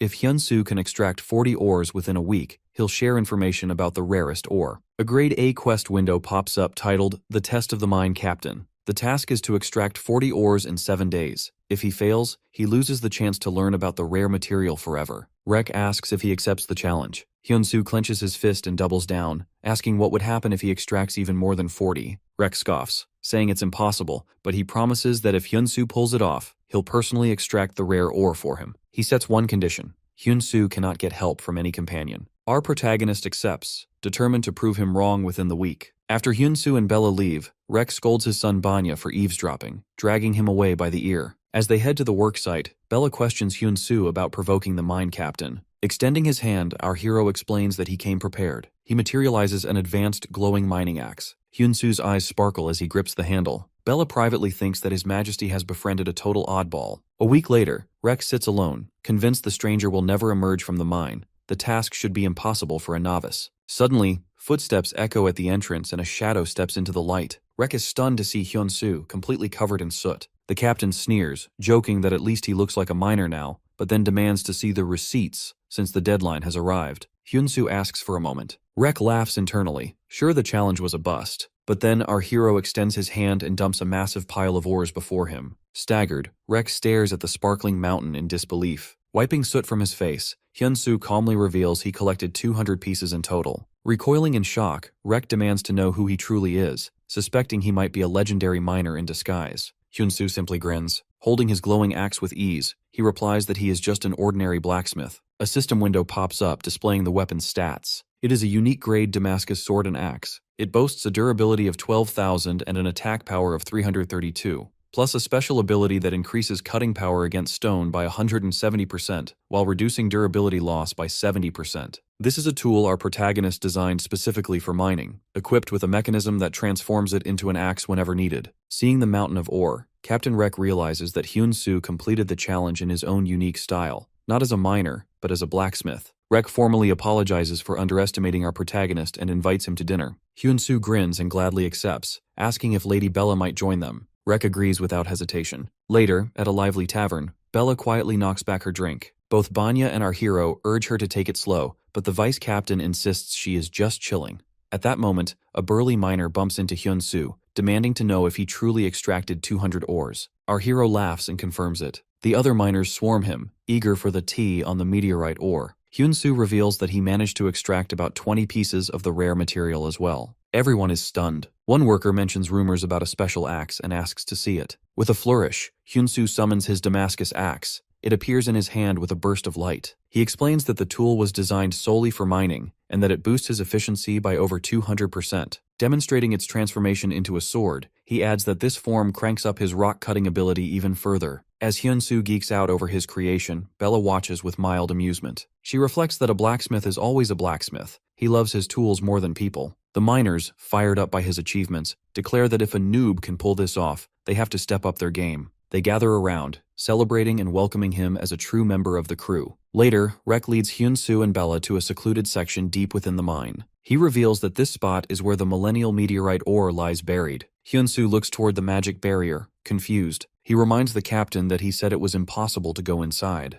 Rex nods. The ore is located inside the sealed area. When our protagonist asks how they are supposed to mine there if entry is forbidden, Rex simply tells him it's his problem now. He announces that he's off to check a nearby mine and tells them to find him later. As the captain leaves, a system window pops up titled, "A New Story Begins." Startled, Hyun-soo reads the messages. They explain that 100 years have passed since the wizard Phelan created the barrier, and now the magic is failing. The warning is dire. The monsters trapped inside are enraged, and the barrier will break in just 3 minutes. Alarmed, our hero calls out to Rex, urging him to stop. Hyun-soo yells that the barrier is about to fail and everyone needs to get out. Rex, thinking it's a prank, waves him off. But suddenly the mine shakes violently. Rex, Hyun-soo, and Bella stare in horror as cracks zigzag across the ceiling. Rocks tumble down and the tunnels begin to collapse. Realizing the danger, Rex finally reacts, shouting for everyone to evacuate. Cries for help echo through the dust. The other miners refuse to flee, unwilling to leave their brothers behind. Rex grabs his axe, rallying the others to save their crew. Caught in the chaos, Hyun-soo wonders what his next move should be. Suddenly, a new quest appears. An S-rank quest exclusive to him for triggering this chapter. The penalty is brutal, the death of the miners. The objective is to save the 96 miners whose lives are on the line, with rewards based on the survivor count.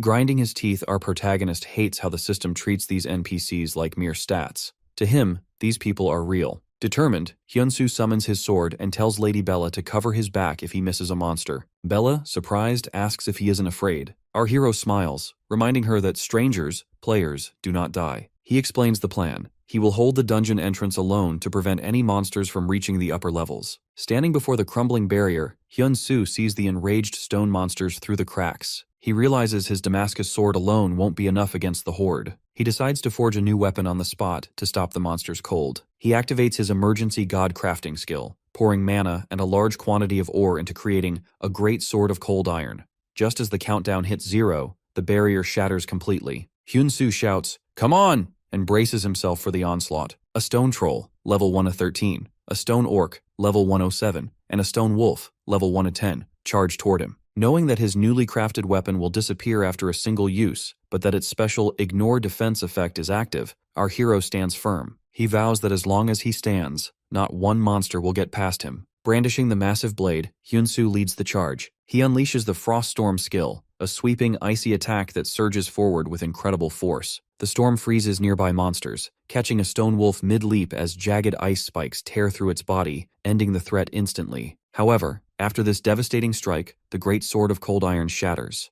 Our protagonist stares at the remaining hilt in his hand, surprised. Although the weapon was a last resort, he realizes that with the right materials, such a creation could have a massive impact. But there is no time to dwell. Many monsters still lurk inside the gate, yet his main concern shifts to the workers. Elsewhere, deep in the collapsed mine, miners dig desperately to rescue their trapped companions. Voices echo through the dust. Some urge others to keep digging, knowing the injured must be saved. Cries for help pierce the air, but the workers refuse to abandon anyone. Their resolve is unwavering. One miner calls out to reassure the trapped crew, urging them to hold on just a little longer. A system message appears, stating that the reward will depend on the number of survivors. It prompts Hyun-soo to save the miners. Our hero watches the frantic rescue efforts and clenches his fist. To him, these workers are no longer just numbers in a quest. They remind him of himself, risking everything to save his father. These people are sacrificing themselves for their loved ones, just as he once did. With renewed determination, Hyun-soo stands before the dungeon entrance, now swarming with monsters. He resolves to protect the miners at any cost. Realizing that fighting near the workers is dangerous, he decides to draw aggro. He sprints toward a different section of the dungeon, shouting to get their attention. The plan works. A group of stone orcs and wolves break off to chase him. Once he has led them far from the others, our hero turns to face the horde. Drawing his Damascus sword, he dives into a fierce battle. He evades attacks with agility, landing precise blows and narrowly dodging a giant hammer that smashes the ground at his feet. With decisive strikes, Hyun-soo drops both a wolf and an orc in one motion. Another massive stone monster swings its hammer, but our protagonist slices the weapon in half before finishing the beast with a devastating blow. Suddenly surrounded by another wave of enemies, our hero smiles confidently. Now is the time to use his true skills. Grateful for everything he learned from the Sword King's swordsmanship, he activates the Raging Wave sword skill and charges into the fray. A storm of rapid slashes follows. His cuts turn into blue waves that rip through the monsters. The enemies fall one after another. As he fights, a system message pops up, noting that the skill deals 10% extra damage, reaching 140% on vital points. He pauses briefly to catch his breath, realizing the technique is even more broken than he thought. After dispatching the last monster, Hyun-soo collapses, exhausted, among the corpses. As he catches his breath, system messages appear. One proclaims the mine dungeon has been cleared, while another announces the completion of the surprise quest, confirming that all 96 miners have been rescued. He has achieved exceptional results. A faint smile crosses his lips. He is relieved to know everyone is safe. However, a new system message quickly grabs his attention. It hints that by manipulating the situation, he can receive a huge reward from the mine captain. Our hero reads the message, puzzled by what it means to manipulate the situation. He rises slowly, supporting himself with his sword. While Hyun-soo believes that everyone's safety is reward enough, he can't ignore the possibility of an even greater prize. A sly glint appears in his eyes. An idea begins to form. Outside the collapsed mine, Rek pulls an injured companion from the rubble. He stands before the survivors, announcing that they can finally rest. Everyone is safe. Relief and joy sweep through the miners as they embrace each other, hardly able to believe they made it. As the workers celebrate, Bella weaves among them, searching for Hyun-soo. When she can't find him, she quietly tells Rek the bad news. It seems Mr. Hyun-soo lured the monsters away and entered the dungeon alone. Rek looks at her in surprise. He repeats the name Blacksmith Hyun-soo, as if finally realizing something huge. Suddenly, Rek calls all the miners together. He announces that Blacksmith Hyun-soo single-handedly drew the monsters away to save them. The news stuns everyone. One worker wonders aloud if he really went in alone, realizing that is why no monsters appeared during the collapse. Rek grips his axe. As their leader, he admits he feels deeply ashamed. He tells the group their families aren't truly safe yet, and orders all able-bodied miners to follow him into the dungeon immediately. The miners respond with determination. Led by Rek and Bella, the rescue party enters the dark tunnels with torches, calling out for the blacksmith. Suddenly a miner spots him. Hyun-soo sits slumped against a cave wall, looking utterly wrecked. Concerned, everyone rushes to his side. Rek asks if he's alright, while Banya cries out that he looks badly hurt. Bella gets there first. She sits beside our hero to check his vitals, silently scolding him for his reckless behavior. However, she is shocked to find his pulse steady. He is totally fine, despite looking like death. Rising, she turns to reassure the worried workers. She is about to announce that Mr. Hyun-soo is okay. but before she can finish, he gently grabs her hand. He whispers for her to wait, stopping her from blowing his cover. He lets out a pained sigh and gets up slowly, acting weak. Hyunsu assures everyone that he is fine. He explains the fight was brutal, but he managed to delete all the monsters. Turning to Rek with a weary expression, he asks if everyone made it out safely. Rek clasps his hands tightly, tears shining in his eyes. He thanks our protagonist warmly, apologizing for forgetting about him in the chaos. Rek confesses his shame, cursing himself for giving Hyunsu nothing but food and drink while the stranger risked everything to save them. Hyunsu responds quietly. He says that Rek and Lady Bella treated him like family, and witnessing their devotion to one another, he couldn't stand by and do nothing. He adds that he's truly relieved everyone is safe, then coughs slightly to really sell the act. Rek calls him a foolish friend and declares that none will ever forget blacksmith Hyunsu's kindness. Meanwhile, Bella sits to the side, utterly bewildered. She is convinced he was perfectly fine a moment ago. Rek helps our hero to his feet and urges the men to carry their savior inside, saying there is no time to talk. A system window pops up, stating that the mine captain and 95 workers will forever remember him. Later, as Rek assists him, our protagonist reflects with satisfaction that everything played out just as he hoped. His scheme to milk the drama was a total success. Bella watches suspiciously. As Rek helps him along, Hyunsu catches her eye and flashes a sneaky thumbs up. Rek, meanwhile, shouts joyfully, promising to dress him in the finest clothes. From behind, Bella seethes with frustration. She finally realizes she's been played by a scammer from the very beginning. Later, our hero wakes up in a room and stretches. He remarks on how well he slept. Suddenly, Banya crashes the party, bursting in and screaming his name. The young miner hurriedly asks how long Hyunsu has been awake, then dashes out to inform the crew. Hyunsu glances around in confusion, wondering just how long they've all been waiting for him. The mine captain rushes in next. He anxiously checks Hyunsu's condition. Our boy assures him that he's fine and asks about everyone else. Rek responds that all the miners are safe but insists Hyunsu should focus on resting. Then, recalling the earlier mention of leaving soon, Rek hesitates. He admits the timing isn't great but says there's something huge he wants to share. Hyunsu sits up, intrigued, and encourages him to spill it. Rek turns to the door, inviting everyone inside. The miners pour in. Rek announces that today, they'll mine for Hyunsu alone. Our protagonist is taken aback. He repeats the statement in disbelief. Rek explains that this is their way of repaying his kindness, since he risked his life for them. The miners promise to extract the millennial cold iron he's been searching for. Moved, Hyunsu asks if they really mean it. Rek confirms. Hyunsu smiles, saying he only did what was right, but gives thanks sincerely. Thinking that was all, Hyunsu is surprised when Rek signals the others to give them space. He adds that there is one more matter. Rek suggests his son should speak for himself. Banya, looking incredibly nervous, stammers before gathering his courage. He addresses Hyunsu, correcting himself to savior. The young miner introduces himself formally, then bows deeply and asks for permission to follow Hyunsu. While Banya remains kneeling, system messages pop up before our boy. They announce that worker Banya swears eternal loyalty to Hyunsu, noting his potential to become a legendary miner. The system offers the option to accept him as a follower. Our protagonist is stunned, repeating the word follower to himself. The scene shifts to the game company's VIP user management team. A female employee is in panic mode. She laments that all this is happening while her manager is away. She exclaims that player Hyunsu has done it again. Staring at her screen in disbelief, she wonders how it's possible, since he's neither a guild leader nor a territory owner. Falling onto her desk and tearing her hair out, she realizes a legendary tier NPC wants to become his follower. She knows she's in for another long night. Back with Hyunsu, he urges Banya to stand, insisting he isn't that special. But Banya refuses. He explains that he saw everything firsthand, how brilliantly our hero used the Damascus axe, and how courageously he sacrificed himself to save the miners. Banya says this character compels him to respect Hyunsu above all else. He promises to wield his pickaxe for our protagonist and mine for him forever, begging to be accepted as a servant. Looking at Banya,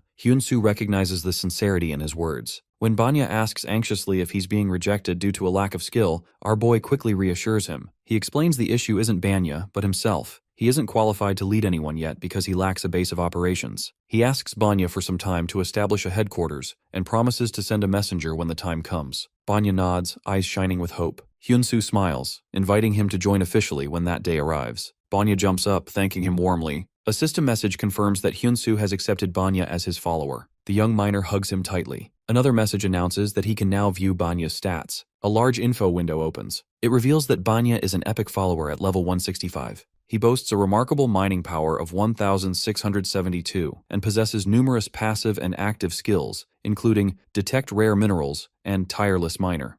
The system describes him as destined to become the world's most exceptional miner, the future GOAT of mining with outstanding growth potential. Hyun-soo smiles, realizing he's gained a powerful new ally thanks to Banya's sincerity. Eagerly, Banya asks when they'll meet again, clarifying he doesn't mean to rush. Our hero reassures his new follower that it won't be long. Banya pledges that until then, he and the other miners will keep stockpiling resources. He requests that Hyun-soo speak comfortably with them. Our boy agrees, promising to call Banya by name from now on. Rek watches the scene with a proud smile. Outside the mine, the miners gather by a glowing blue portal. System messages inform Hyun-soo that he has obtained 45 iron and 51 cold iron. Rek approaches, revealing a massive pile of glowing blue ore with an air of anticipation. He announces that this is millennial cold iron. Standing beside the enormous pile, Rek displays the item info window. It is millennial cold iron unique grade. It requires a level 300 blacksmith or higher to process, and the difficulty is labeled extreme. This material offers incredible special effects,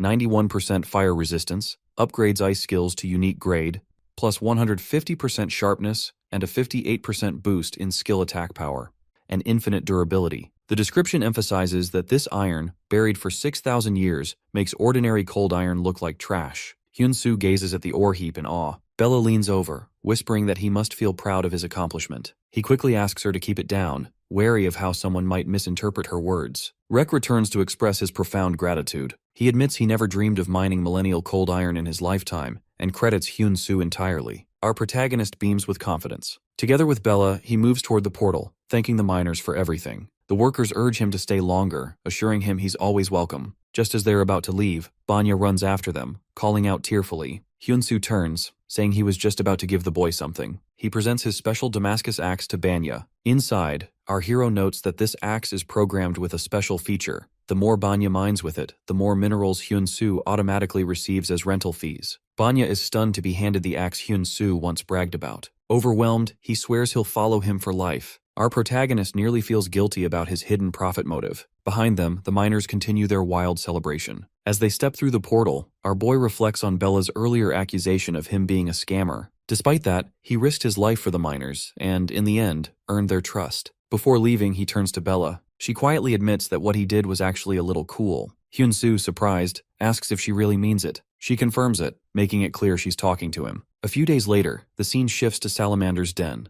a place alive with fire and a massive flaming portal. Inside, Kang Hak-soo, the real estate investor, sits in despair. He sighs, lamenting his luck. He has lost count of his failed attempts. Frustrated, Kang thinks even an 11th rank blacksmith couldn't craft the fire-resistant armor he needs. He spots a messenger bird approaching and assumes this dungeon raid has also failed. The bird lands in front of him. Suddenly, a system message announces that Hyun-soo has sent him a gift. Kang repeats the name in surprise. He recalls that Hyun-soo is still only level 59, so he assumes the gift won't be anything crazy, though he appreciates the gesture. Accepting it, he's shocked when the gift window opens. His eyes widen. He wonders if what he's seeing is even possible, or just a system error. Kang Hak-soo smashes the accept button. The item materializes in his hands, a custom-made shield from Hyun-soo, gleaming with unique grade glass. On the screen, the shield's stats pop up. Holding the artifact, Kang immediately recognizes our protagonist's insane talent. Noticing the design inspired by Medusa's hair, he realizes it's modeled after the Aegis,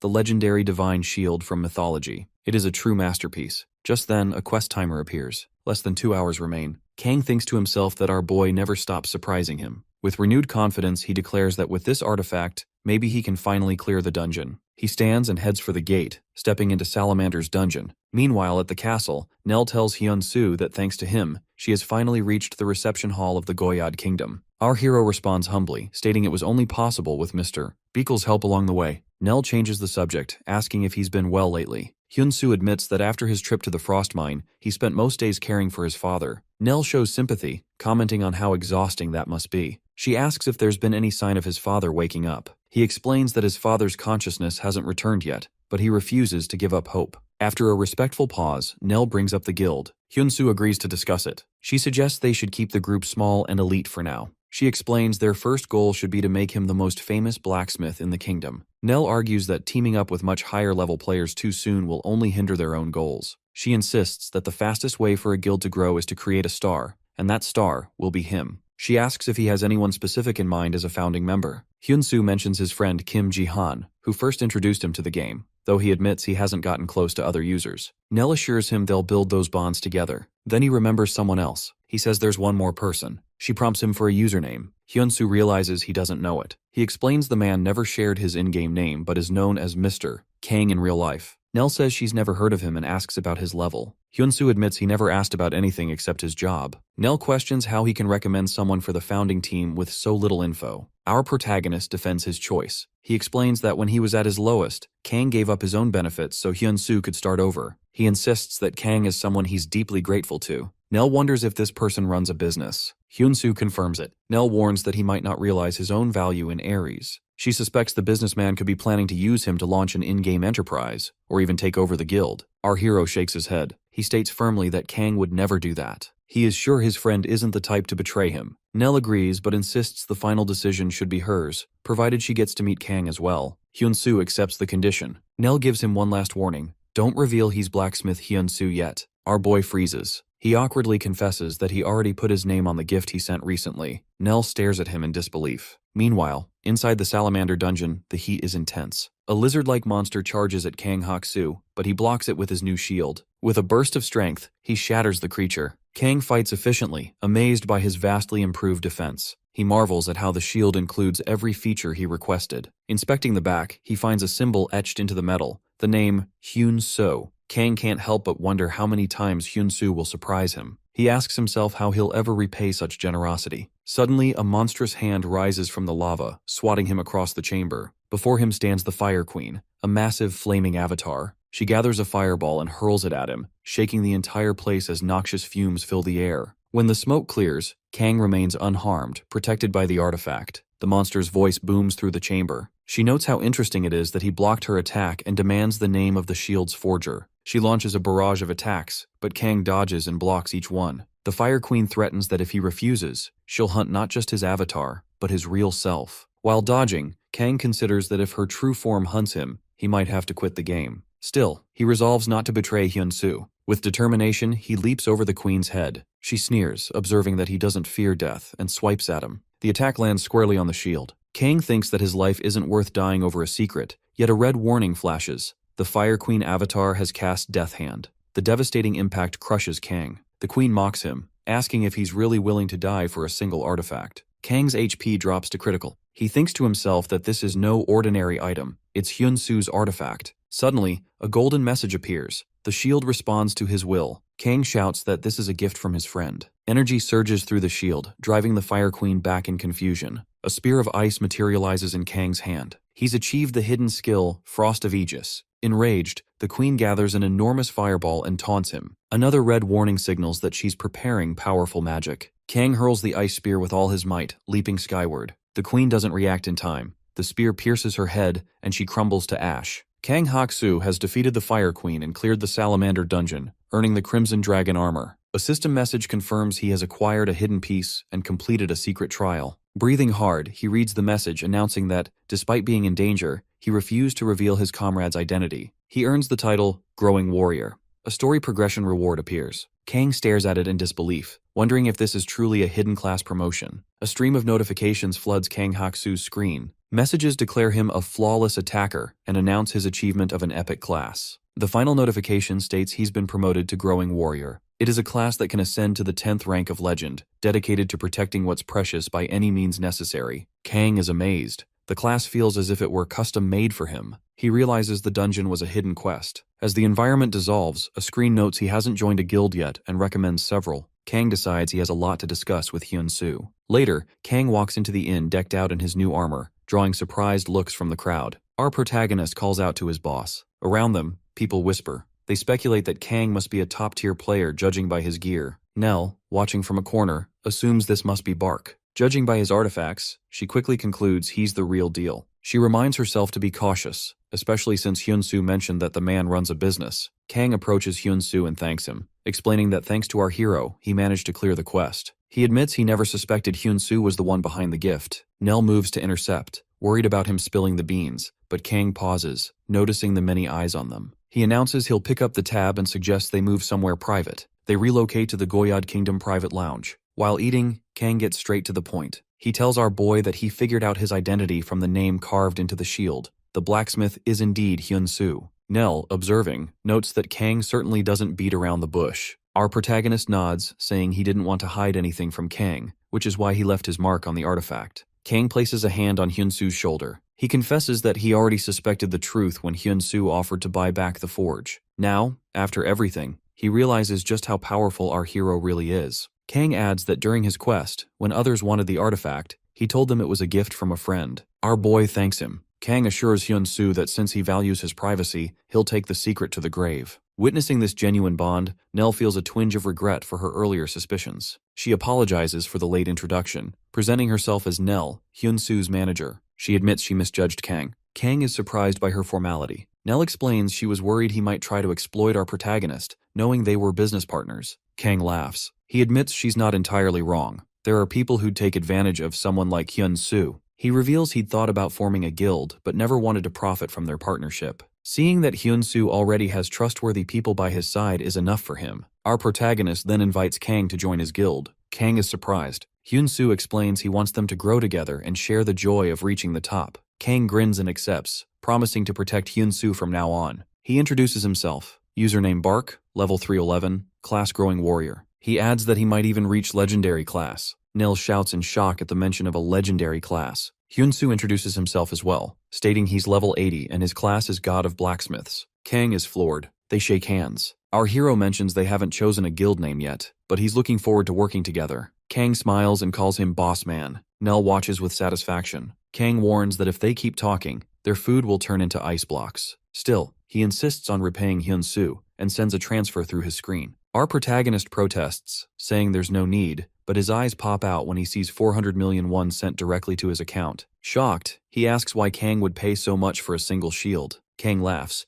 insisting that accepting such an artifact without compensation would be robbery. He quickly changes the subject, asking about guild plans. Nell jumps in, explaining that her first priority is to make blacksmith Hyun-soo famous. Kang immediately recognizes the strategy and calls it smart. He asks for the details. Nell shares that they'll feature the hottest, most scandal-free, and most handsome user on a live broadcast, none other than Hyun-soo. Our boy asks if she really just called him handsome. He wonders if the broadcast is a prank, but their expressions make it clear they are dead serious. He thinks to himself that this could be a problem. After Ares went global, Purium Corp began working with broadcasters, flooding TV and online platforms with Ares content. Among them, AJ Internet Broadcast Station once led the ratings by streaming live in-game content. Inside the station, employees are in chaos. One notes falling ratings while the other explains that's why he brought in a special guest. He reveals that blacksmith Hyun-soo declined to appear in person, but agreed to respond through the martial arts tournament champion. He adds it might be their last chance to save the show. They scramble to prepare for the broadcast. Comments start pouring in as users eagerly anticipate the show. Viewers joke about the legendary Room of Truth, where avatars appear as their real-world selves. The broadcast begins. Host MC Tumps welcomes everyone back and announces today's guest, the martial arts tournament champion. He promises viewers a real treat. Comments explode with excitement. MC Tumps, in the station's usual high-energy style, skips the intro and immediately invites Mr.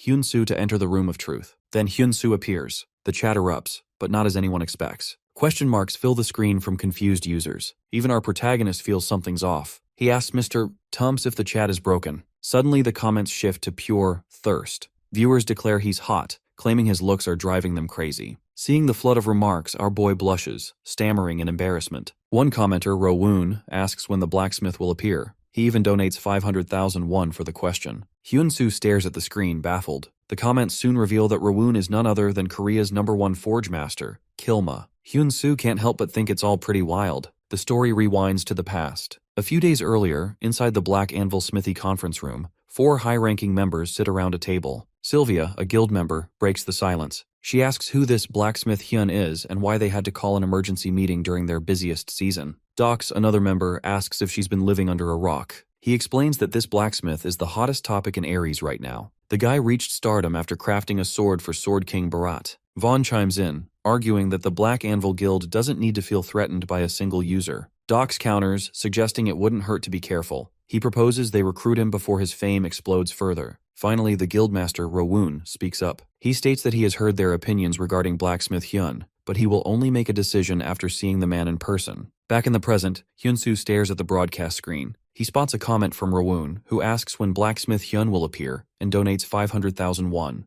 The chat is losing its mind. Even our boy is taken aback by the whale donation. MC Tumps stands up excitedly, thanking Rowoon for the cash. He announces that a big shot has joined the broadcast, none other than the master of the #1 domestic smithy guild and the second-ranked blacksmith. Jokingly, he says that viewers couldn't pay to see a VIP like this, and urges them to open their wallets. Suddenly, another donation pops up, 100,000 won from blacksmith Hyun. The message states that he will accept the interview through Hyun-soo today. MC Tumps shouts in excitement, declaring that blacksmith Hyun has arrived just in time. Our hero smiles to himself. He realizes Nell has set the stage perfectly. With that donation, she has convinced the audience that our protagonist and the blacksmith are two different people. MC Tumps shifts back to the main topic and asks our boy to introduce himself properly. Hyun-soo answers that he is 23 and currently grinding games full-time. When the host asks about a girlfriend, he admits it would be nice to have one. The chat immediately floods with donations from users volunteering as tribute. Riding the hype,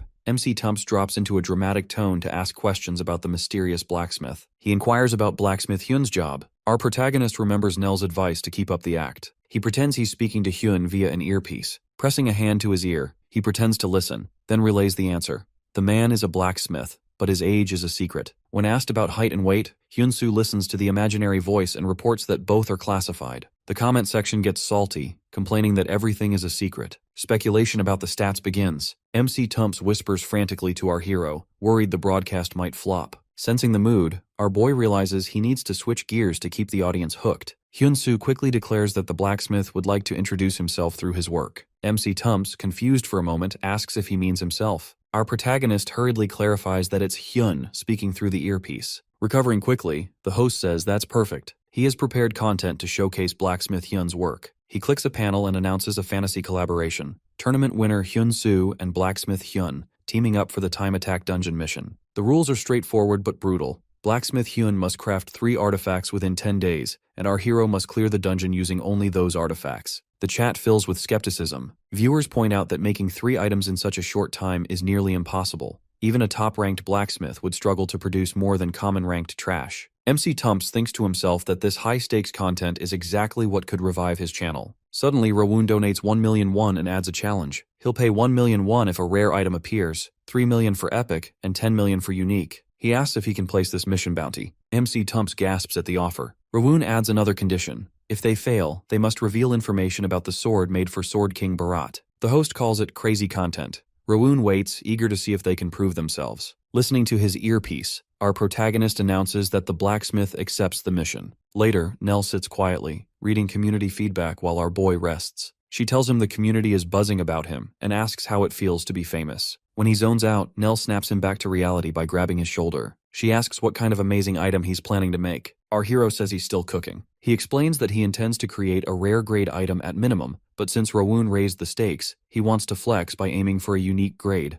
Nell notes that the community is treating this as a duel between blacksmith Hyun and Rowoon. Our protagonist insists it isn't really a duel, but she stops him. She argues that it has already become a versus match. Nell explains that if he clears the mission, aside from the donations, his fame will go to the moon. Black Anvil will likely try to recruit him. Hyun-soo asks what happens if he fails. Nell bluntly replies that his value will tank because the specialness will vanish. Our boy stands up. He declares he'll succeed no matter what. He thanks Nell for the motivation and ushers her out, saying he needs to focus on crafting. Standing outside, Nell wonders if he truly just kicked her out. 10 days later, inside the Time Attack Dungeon, the landscape is crawling with orcs and goblins. The broadcast is live, with over 80,000 viewers tuned in. A staff member whispers to writer Kim, asking if these are their peak days. Kim quietly hopes the content will be a hit. MC Tumps announces the start of the first stage. About 40 monsters wait below the cliff. The mission is to break through them and destroy the red jewel on a hill 400 meters away. He notes that the current first-place holder is Prow, ranked 7th in the unified rankings, with a record of 1 minute and 23 seconds. If our hero sets a new record, he'll receive a prize of 10 million won. The chat erupts in excitement over the prize money. The countdown begins. Hyun-soo stands on the cliff, looking down at the horde. He mutters that the artifact he'll showcase today isn't a bow or an arrow, but a gauntlet. Equipping the new item, he draws his bow. Thanks to the gauntlet, his strength has increased by 111, and his attack range has expanded significantly. Hyun-soo releases the arrow. The massive strength stat buffs its penetration and destructive power. The arrow tears through the monsters, clearing a path instantly. It flies 400 meters to shatter the red jewel floating in the air. A notification appears, confirming a new record in the Time Attack Dungeon Stage 1, 41 seconds. MC Tumps congratulates him and announces that since a new record was set, he has won the 10 million won prize. Our hero smiles at the camera. He thanks the host but corrects him, explaining that the amount he'll be receiving is actually 20 million won. MC Tumps asks for clarification. Hyun-soo looks into the camera, reminding Rowoon about the bet. He reveals that the gauntlet is unique. Watching from his screen, Rowoon sits in stunned silence. A comment from Rowoon appears, demanding immediate details about the artifact. Hyun-soo agrees and raises the gauntlet, which shines with a brilliant golden light. He opens the status window for viewers, revealing it is indeed a unique grade item. Upon seeing this, Rowoon sends a sponsorship of 10 million won right away. Hyun-soo thanks him for the generous support. He announces that the blacksmith has an exciting proposal to auction off the artifact live, right now. Rowoon instructs his subordinates to keep an eye on the situation and report any important developments. Our protagonist launches the auction, stating the blacksmith wants to start the bidding at 10,000 gold. At first, the chat goes completely silent.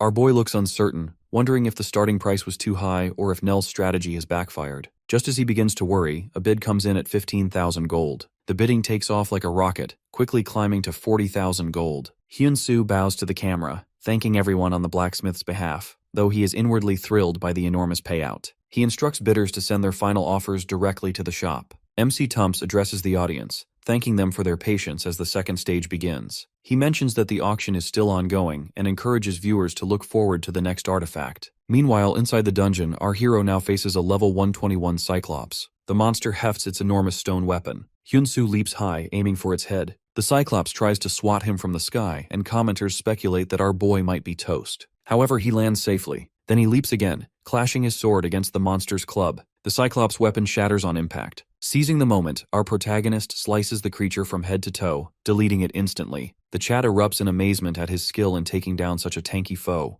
Hyun-soo turns to the camera. He relays a message from the blacksmith that the second item's grade isn't especially impressive. Despite that, the viewers clamor to see it and urge him to stop trolling them with false anticipation. He reveals the great sword. It is only normal grade. The audience is baffled by the dramatic drop in quality. They question why there's such a massive gap between the unique gauntlet and this vanilla sword. Our boy laughs awkwardly, agreeing that it is disappointing. Privately, he knows the truth. Using his skill, God's emergency crafting twice in a row triggered a hidden penalty, nerfing the item tier by 2 levels. He thinks it's unfair since there was no warning about this mechanic. While watching the broadcast, Rowoon mutters that maybe the blacksmith simply got lucky with the first item. At that moment, he receives a call from his guild boss. The boss asks if he's watching and suggests that despite the letdown with the second artifact, they should still try to recruit the blacksmith. Rowoon proposes a signing bonus of 2 billion won. The boss agrees. Rowoon wonders if it's overkill but decides it's better to secure skilled talent just in case. However, Rowoon pauses when he notices a detail on the screen. The Great Sword's item description mentions it unintentionally received a penalty. He stares at the text, unable to figure out what that means. Back on the broadcast, MC Tumps hypes up the crowd. He praises our hero for clearing the second stage so cleanly. He announces that the final stage won't be a walk in the park. A large number of boss-level monsters are about to appear. Hyun-soo must avoid them and reach the flag on the hill. The main threat is a level 138 werewolf, renowned for its incredibly tough hide. The host notes the success rate for this stage is under 20%, and even the current record holder barely scraped by. Listening to the explanation, our protagonist mutters that there's no point crying over spilled milk regarding the earlier weapon failure. Determined, he decides to focus on the final stage. Commenters joke about having ordered chicken for a long show and urge him to get started. Ignoring suggestions to run away, our boy declares he has no intention of fleeing. The crowd is puzzled by his confidence. Hyun-soo announces that with his next weapon, he intends to hunt them all down. Blue energy begins swirling in his palm, forming the shape of an arrow. The viewers dismiss it as a bluff. Suddenly, a horde of wolves appears, snarling and roaring. Hyun-soo aims the energy arrow and fires. He hits one wolf right in the eye. The others charge, their strength overwhelming, but the arrow detonates in a massive blast, wiping the entire pack off the map. Satisfied, our hero nods, glad that this item was crafted correctly. The chat explodes. They demand to know what just happened and beg for the stats on the weapon. Hyun-soo introduces the third item. He explains that it's the 1,000-pound bow, crafted in the style of the legendary bow said to have shot down the sun and moon in Jeju Island mythology. Jeju Island exists as a folktale shared by the father of Hyun-soo during the protagonist's childhood. The legend states that centuries ago, the world possessed 2 suns and 2 moons, plunging the world into total disorder. To resolve this, Sobyul Wang, the king of the upper world, reached out to his elder brother, Daebyul Wang, who reigned as the king of the underworld. To fulfill his brother's dream, the elder brother came to this world and used the 1,000-gun bow to bring down one sun and one moon. That story made Hyun-soo more curious about the bow itself rather than the brothers. In that moment, he thought of making the weapon himself and shared this ambition with his father. Later on, when our boy grows up, he attempts to craft it using his knowledge and Ares technology. He faces a significant challenge regarding the weight of the bow, as he is unable to determine how much personal strength he needs to increase to wield it. Then our protagonist thinks of a solution.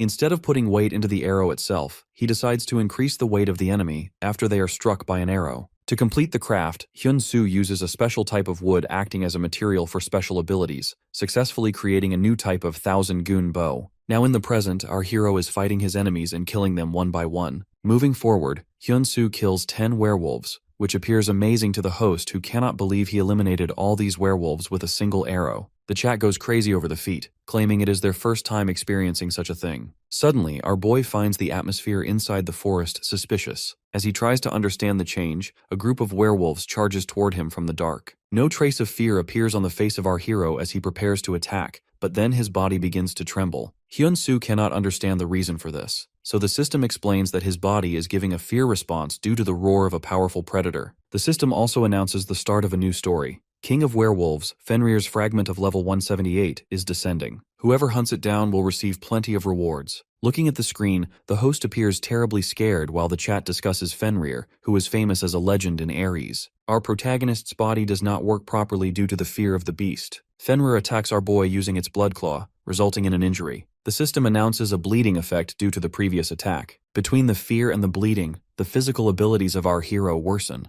Seeing his strength decreasing, Hyun-soo uses his items and gains a strength stat of 111. At this moment, Fenrir uses Claws of Destruction on our protagonist, which seems quite dangerous. Looking at the situation, the audience and the host worry about Hyun-soo and wonder if he will survive this attack. After making the strike, the werewolf stands looking for our boy, who has just vanished. Out of nowhere, Hyun-soo counterattacks Fenrir, calling it his decisive move. He attacks right at the eye of the wolf, making it fall to the ground, yet it still tries to catch our hero with its other claw. Dodging the strike, our protagonist makes his last move and hits the eye of Fenrir with an arrow, calling it the real weapon. With this attack, the weight of 1,000 gyun shifts to the Fenrir at the point of impact, which results in the beast getting stuck deeper into the ground. As the tables turn, it appears even more shocking to the host, who looks at the screen in disbelief. Later on, our hero jumps into the hole where Fenrir lies and sits on its head. The host yells in disbelief since he cannot understand how that bow worked on the werewolf. Seeing this, the audience begins to ask for the 1,000-gun bow so they can buy it. Apologizing to them, Hyun-soo states that after seeing the power of this weapon, the big bro has changed his mind and is not selling it. The chat pleads with our boy, asking him to tell the big bro to sell it, promising to become his fans in return.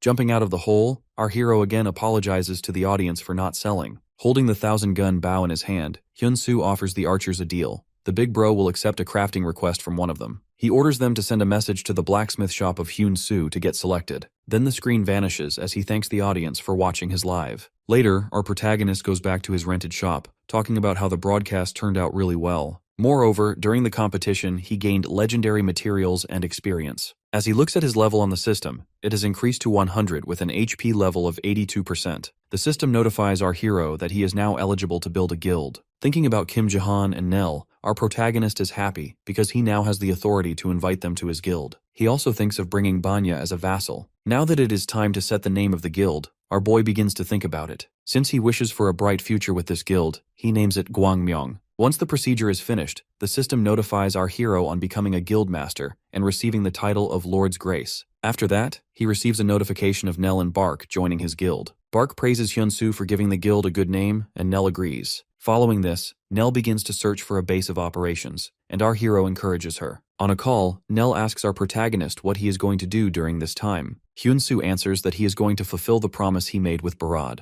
This appears intriguing to Nell, so she questions him. Our boy explains that Barad asked to look for him after establishing the guild. At the same time, he is also going to the Goyard Kingdom. On the other hand, a man serving His Majesty of the Goyard Kingdom suggests he should not allow Hyun-soo to enter their territory. The Majesty states that he is not someone who hastily makes decisions, so there is no need to worry, all while he pets his werewolf sitting beside him. Later on, our protagonist receives a call from the broadcast station. The man on the other side shows his appreciation for the recent broadcast, which blew up, and expresses interest in inviting him back again. Furthermore, the station has received 37 million won, The man claims that after the deduction of entry fees, our boy will receive a sum of 25 million won. They will also include prize money of 10 million won since Hyun-soo has set a new record. Regarding blacksmith Hyun, the man questions the payment details. Our hero explains that he will give the blacksmith the money himself, so they do not have to worry about it. After that, both say goodbye to each other and end the call. Holding a sandwich in his hand, Hyun-soo looks at his phone and stands in utter disbelief at receiving 25 million won. Moreover, he receives a message that his gauntlets just sold to a couple. Counting the money from the broadcast and the sale of the gauntlets, our boy cannot believe he has gained a total sum of 100 million won. Following this, he texts his manager Nell to log in while he does the same. After some time, our protagonist appears in the intermediate zone town square. Standing among the crowd, he hears Nell, who comes running toward him and shouting his name. She reports that Black Anvil has offered a blank check to recruit him, while Hyun's Forge has increased to around 400,000 subscribers. Furthermore, they have reached 49th place in the Korean blacksmith rankings. Shaking our boy hard in her excitement, she questions whether Hyun-soo is even listening to her. Nervously laughing, our protagonist states that the credit goes to her since she is the one who led them. Nell realizes she is getting overexcited and apologizes, then questions his preparation since she knows he is going to the Goyard Kingdom. Assuring her, Hyun-soo explains that he has made thorough preparations. He describes how he created new items using the damaged equipment he received earlier, which might help him gain trust during the meeting with Barad. Even Nell agrees with the plan and discusses the hidden quest. Hearing this, our hero sincerely praises her for always taking care of him. At his words, she begins to blush and looks at the face of our protagonist for a while without saying anything. This makes Hyun-soo wonder if there is something on his face, and though Nell is embarrassed, she denies it immediately. Moving on, she reports that she still has not found a base of operations for the guild, but will try her best and report back once she finds one. With a gentle smile, our boy thanks her for her help. Meanwhile, in the Goyard Kingdom, Barad is petting one of his wolves. Marquis Valo, the true power of the Goyard Kingdom, questions if this is his new hobby. Barad answers while looking at the white wolf, explaining they are a gift he received after clearing a dungeon. Hearing this, the Marquis again congratulates His Majesty and begins to discuss the situation regarding allowing Hyun-soo to enter their territory. He argues that our protagonist is an average blacksmith and an outsider. Barad states that Hyun-soo is the reason he is alive today, so the Marquis should not object to his arrival. Although the Marquis is about to speak on the traditions of the kingdom,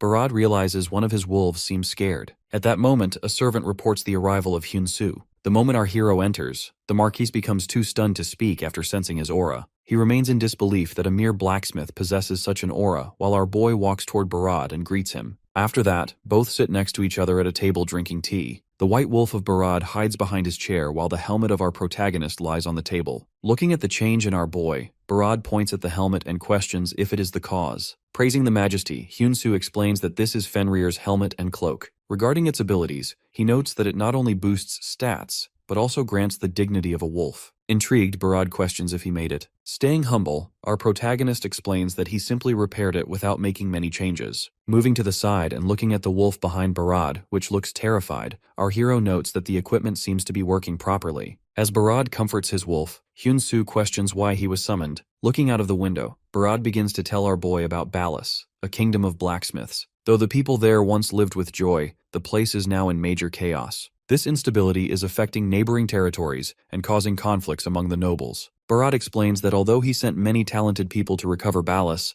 they all ran away without explaining why. Barad claims that after meeting our boy and seeing the sword he crafted, he became confident that our hero has the capability to help Balas. The system displays all the information about this quest, and Hyun-soo begins to think about it, showing that he still has second thoughts. He finally admits that he has no experience in reconstructing a village. As Barad stares at him blankly, our protagonist adds that he is nevertheless eager to help the blacksmiths and their village. At night, our boy stands in the territory of Balas along with Nell and Kim Ji-han. Nell remarks on how the shops are closed, even though blacksmiths live there. Looking around, Ji-han finds no people, which appears suspicious to him. Even Hyun-soo thinks things look worse than expected. Noticing a place with lights on, Nell suggests going there. They enter the building, which is covered in spider webs, and call out to see if anyone lives there. Just as they are about to be certain it is empty, they hear a noise from behind a door. The three of them stare at the door as an old man appears, coughing and holding a lantern in his hand. The aged and frail man questions their identity and the reason for them being there. Our hero apologizes to the old man for entering his house without permission,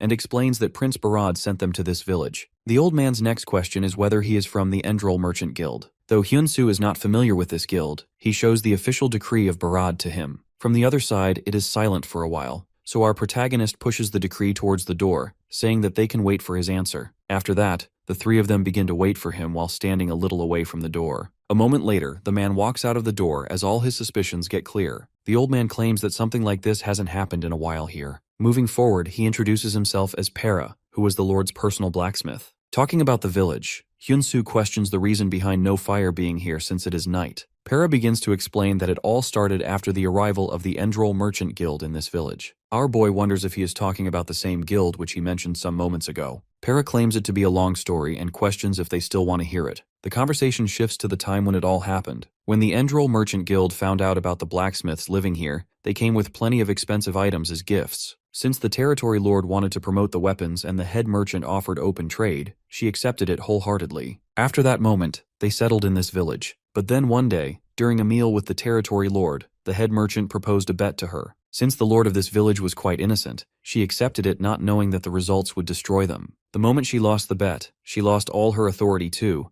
and an era of the Enroll Merchant Guild started. Due to this, some merchants tried to escape, and for those who got caught, the head merchant made them their slaves. Hearing the story, Nell thinks they are very cruel. Looking at the pictures, Hyun-soo thinks to himself that there is no way to forgive them due to their cruelty towards these people. After hearing it, Hyun-soo questions if Para also worked under this guild. Para answers that he is an escapee because when the Lord lost everything, she made him run away with a promise that one day he would definitely take it back and help the blacksmiths too. Meanwhile, Kim Ji-han speaks up because he thinks that Para has the ability to win back the wager since the Lord trusted him. Looking down, the old man remains silent for a while, and then begins to talk about Boksu, an examiner of the Enroll Merchant Guild, whose personality is disgraceful, but who is truly skillful, so he will catch him someday. Standing up from the chair while fear takes over his face, Para claims that he is too tired to run away from them anymore. Walking away, he thanks them for listening to him, and also suggests going away before the Enroll Merchant Guild comes here. Our hero stands up and while putting his hand on his heart out of respect, shows his eagerness to help him. Furthermore, he states that he is also one of them, a blacksmith, so he cannot bear their suffering. Para appreciates our boy but rejects it. As he begins to talk about other blacksmiths who came here before him, he gets interrupted by the loud voice of the door. At this moment, Boksu barges into the house and, looking at Para, gets excited since he has been looking for him for a long time. As he walks towards Para, the old man falls on the floor while Boksu forces him to accept their wager. Taking out his sword, Boksu places it on his neck and declares that otherwise, he will kill him. At this moment, his attention moves towards our protagonist and his fellows, and he questions whether it is Para's new crew. Taking out the system interface, Boksu shows the structure of the blacksmith shop which he wants to create, and he is also confident that he is capable of crafting weapons with his knowledge and experience. Nell and Kim Ji-han yell at Boksu, saying that he cannot do this. Ji-han checks the level which shows that Para is too far behind Boksu. After that, Boksu challenges Para to defeat him because that is his only way to survive. As the assessment begins, Boksu only writes one condition, that the loser must fulfill the terms, and asks Para to write his conditions too. Terrified and hopeless, Para makes the condition of giving the wager back to the territory lord and the blacksmiths. Moving on,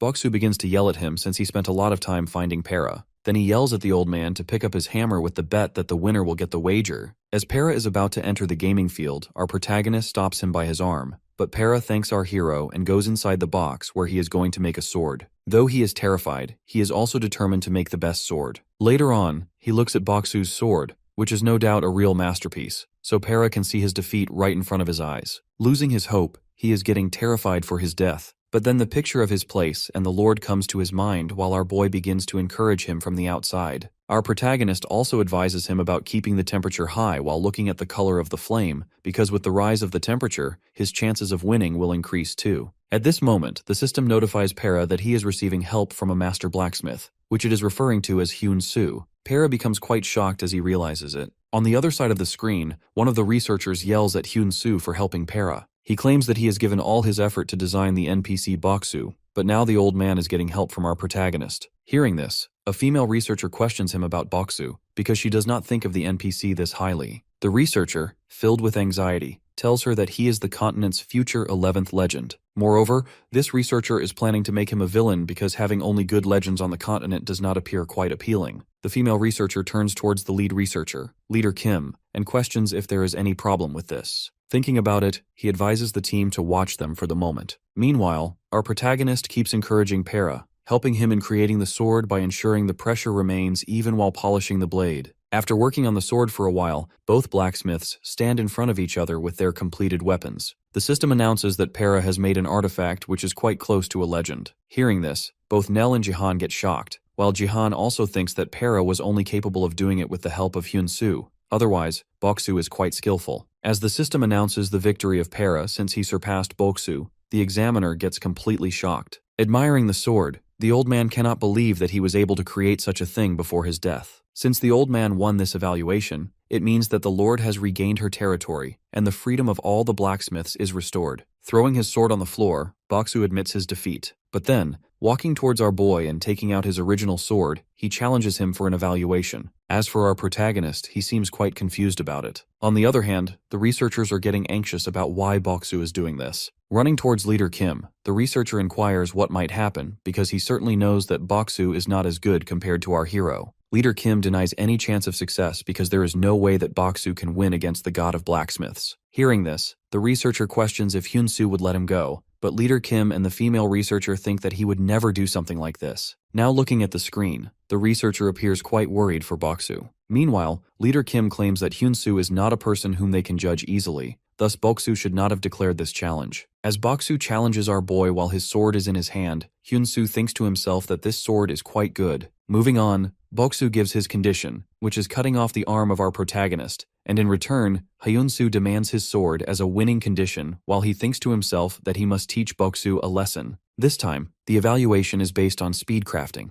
which means that they will do the crafting within a few seconds using their speed, knowledge, and experience. Actually, Boksu is looking down at Hyun-soo and thinks that he must not be familiar with it. As the evaluation begins, both begin to work on their crafting while Boksu thinks that he can definitely win this time because he is underestimating our hero. At this moment, a bright light coming from the side of our hero blurs out his eyes. The moment it fades away, the system announces the completion of the legendary Guardian Sword, while Boksu could only make a unique grade sword right after our boy. Since he again lost the evaluation, he has lost his authority over his sword too. The system therefore transfers it from the hand of Boksu to the hand of Hyun-soo. Now he is looking at our boy in anger while Hyun-soo claims that he cannot overpower anyone from now on. Then he begins to walk toward Boksu, saying that he must pay for his crimes while Boksu himself falls on the floor. Putting the sword on Boksu, our hero orders him to spit out all his crimes. Terrified and a bit angry, he begins explaining that he demanded a tax of 70% from the blacksmiths, and those who could not pay their taxes, he made them slaves. Hearing this, Hyun-soo questions if he imprisoned the Lord too. To answer him, Boksu claims that he did this in order to gain profit. Meanwhile, Para yells that whatever he did was unfair to them. Moving forward, Hyun-soo inquires about the wealth, which Boksu claims that he hid in the basement of the guild building. After hearing this, our protagonist questions if he is hiding anything else, to which Boksu answers that there is nothing. But then he picks up the sword lying beside him, claiming that he cannot lose like this, and attacks our hero. Seeing this, Hyun-soo makes an attack which results in the sword flying out of the hand of Boksu. Moving on, our hero punches him right in the face. After that, he picks up his sword and cuts off his right arm. As the blood drips out of his shoulder, Hyun-soo states that it is not much compared to his crimes, but he is not someone who can decide his fate. After that, he approaches Para and apologizes to him for the situation, and also assures him that Boksu will never be able to treat him like this again. He asks Para to suggest the punishment for Boksu, but he thinks of asking the Lord who is still in the prison. While Jihan and Nell are busy trying to tie up Boksu, who keeps attempting to run away, Hyun-soo discusses the whereabouts of the Lord with Para. The old man states that she must be kept inside the castle, so our hero respectfully asks him to bring her there so they can finally decide on a punishment. Hearing this, Para begins to thank our protagonist repeatedly for his intervention. Meanwhile, inside the castle, the Lord sits alone in the prison with her head down between her knees. Although she hears a noise, she tells herself that no one can possibly come there. At this moment, Para appears in front of her cell and begins to open the lock. Looking at him, the Lord becomes confused and tells him to run away immediately because she is terrified of what Boksu might do.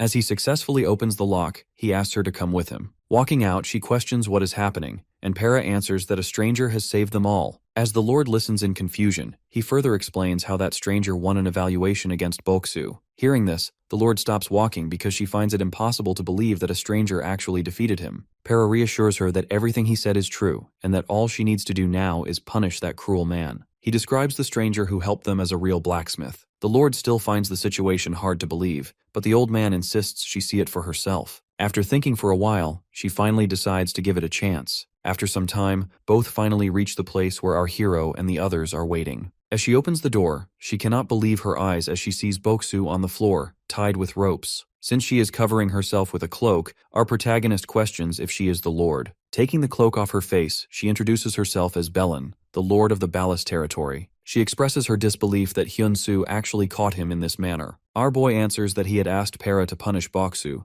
but the old man wanted the Lord to do it herself, which is why he called for her. After some thinking, Bellin asks to take the cloth out of the mouth of Boksu so she can speak with him. The moment Jihan removes it, Boksu yells out a scream, calling them all crazy. The Lord states that she once trusted him, but in return, he imprisoned and betrayed her. She declares that while she can bear what he did to her personally, she will never tolerate the cruelty he showed to her people. Therefore, she orders Para to seize all the assets of Boksu and release every one of the blacksmiths immediately. Meanwhile, Boksu continues yelling and shouting, claiming to be lord of everyone. At this moment, Bellin punishes him by locking him in the dungeon forever. Upon hearing this, Boksu screams even louder, protesting that she shouldn't do this to him. Hyun-soo's companion takes him to the castle to be confined, though Boksu keeps screaming for freedom. Once he is gone, Hyun-soo turns towards the Lord, declaring that he can explain all the details now. After our boy finishes telling the whole story, the Lord proceeds to stand up from her chair. The moment Hyun-soo inquires about the reason behind it, Lord Bellin bows to express her gratitude. As tears roll down her eyes, she states that she should have protected her people herself and acted a little wiser so things wouldn't turn out like this. Seeing her like this, Para reaches out, assuring her that Boksu is the one in the wrong with ill intentions. He thinks she did her best for Ballas's people, and in return, the Lord thanks him.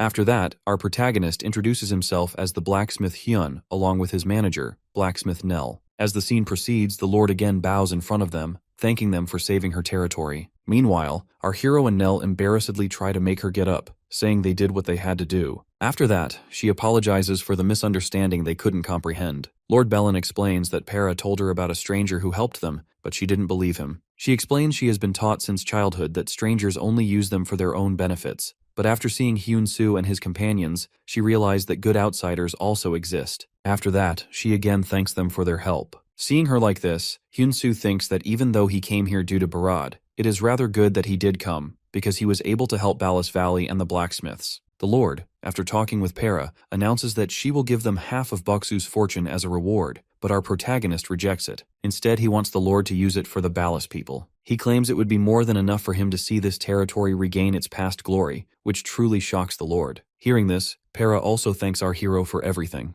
Since Hyun-soo helped the Lord and her people find relief from Boksu, our hero receives a message regarding the activation of the Lord's grace. This unique title is granted by someone who feels a deep sense of gratitude and wishes to show respect, or even become a vessel for the recipient. Looking at Para and the Lord, our boy is initially confused about who bestowed the title upon him. On the other side of the screen, a female researcher monitors the situation alongside Leader Kim. The female researcher suspects Para is the source, but Leader Kim thinks otherwise. He notes that the conditions for Para to become a vassal differ from those of Minor Banya, who is also a vassal to Hyun-soo. Later on, he asks the researcher to think about it further. After reflecting for a while, she realizes the conditions are indeed different because Para is the Lord's vassal. Leader Kim claims that Para is not allowed to pledge loyalty to someone else. Otherwise, it would be considered a serious crime. Although the researcher thinks the same logic applies to Lord Bellin, the leader explains the splitting of the empire into noble and imperial factions, which resulted in the splitting of forces. This means Bellin is the one who has just sworn her loyalty to Hyun-soo. The scene shifts to Lord Bellin standing in front of our protagonist. She officially announces her loyalty to him. Initially, Hyun-soo thought Para had activated the grace, so it is confusing to see a lord doing this instead. He gestures to Nell, asking her what is happening, but it seems she is just as confused as our hero. Since the lord is still bowing in front of our boy, he walks towards her to understand what she means by that gesture. The lord states she felt his genuine desire to help her people, but then Hyun-soo reaches out his hand, asking her to stand up first so they can talk about it. Holding his hand, Lord Bellin stands up while saying that although he is an outsider to them, she is sure he will reach even higher places.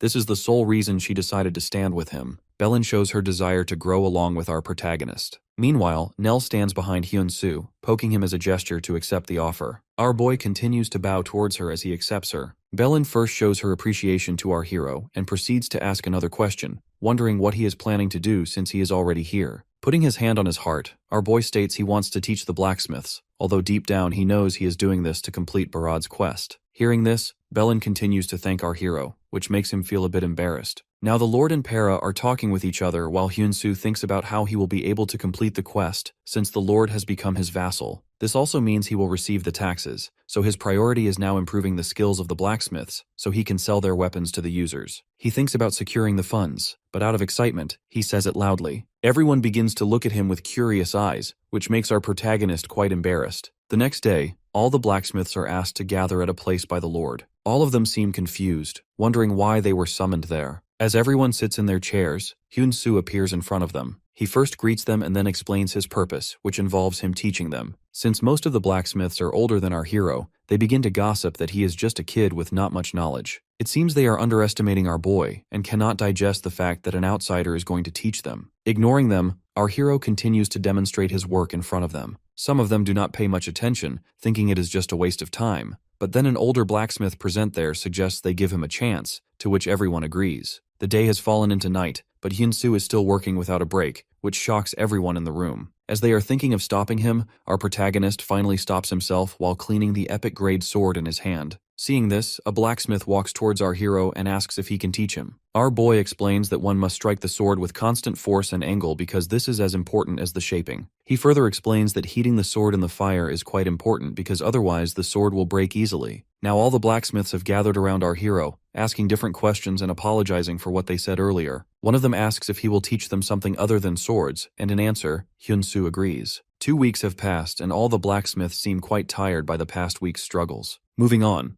Our protagonist announces that their training has ended. Hearing this, everyone gets really excited, so our hero questions if they did not like his teachings. The blacksmiths explain that it was simply rather exhausting for them. Afterwards, everyone proceeds to apologize to our boy for doubting him earlier because he taught them a lot, and so Hyun-soo thanks them in return. He also thanks them for their hard work and advises them to work hard from now on. While shaking their leader's hand, he advises them to sell new weapons and prove that they have changed. After some time, a man appears in Ballas and gets really excited over seeing a sword which he thinks he made out of zletube material. Picking it up, he cannot believe that the sword is a rare grade one. Upon realizing the quality, he proceeds to ask about the price of the sword. When the shop owner says its price is gold, a visible shock appears on the man's face. Out of disbelief, the man questions the reason behind selling such swords so cheaply. The blacksmith explains that these types of swords are considered just average in their place. The outsider cannot believe that this blade is merely an average grade item. Laughing about it, the blacksmith explains that a man helped them to make such high-quality swords, referring to Hyun-soo. Hearing this, the outsider inquires about the whereabouts of that man.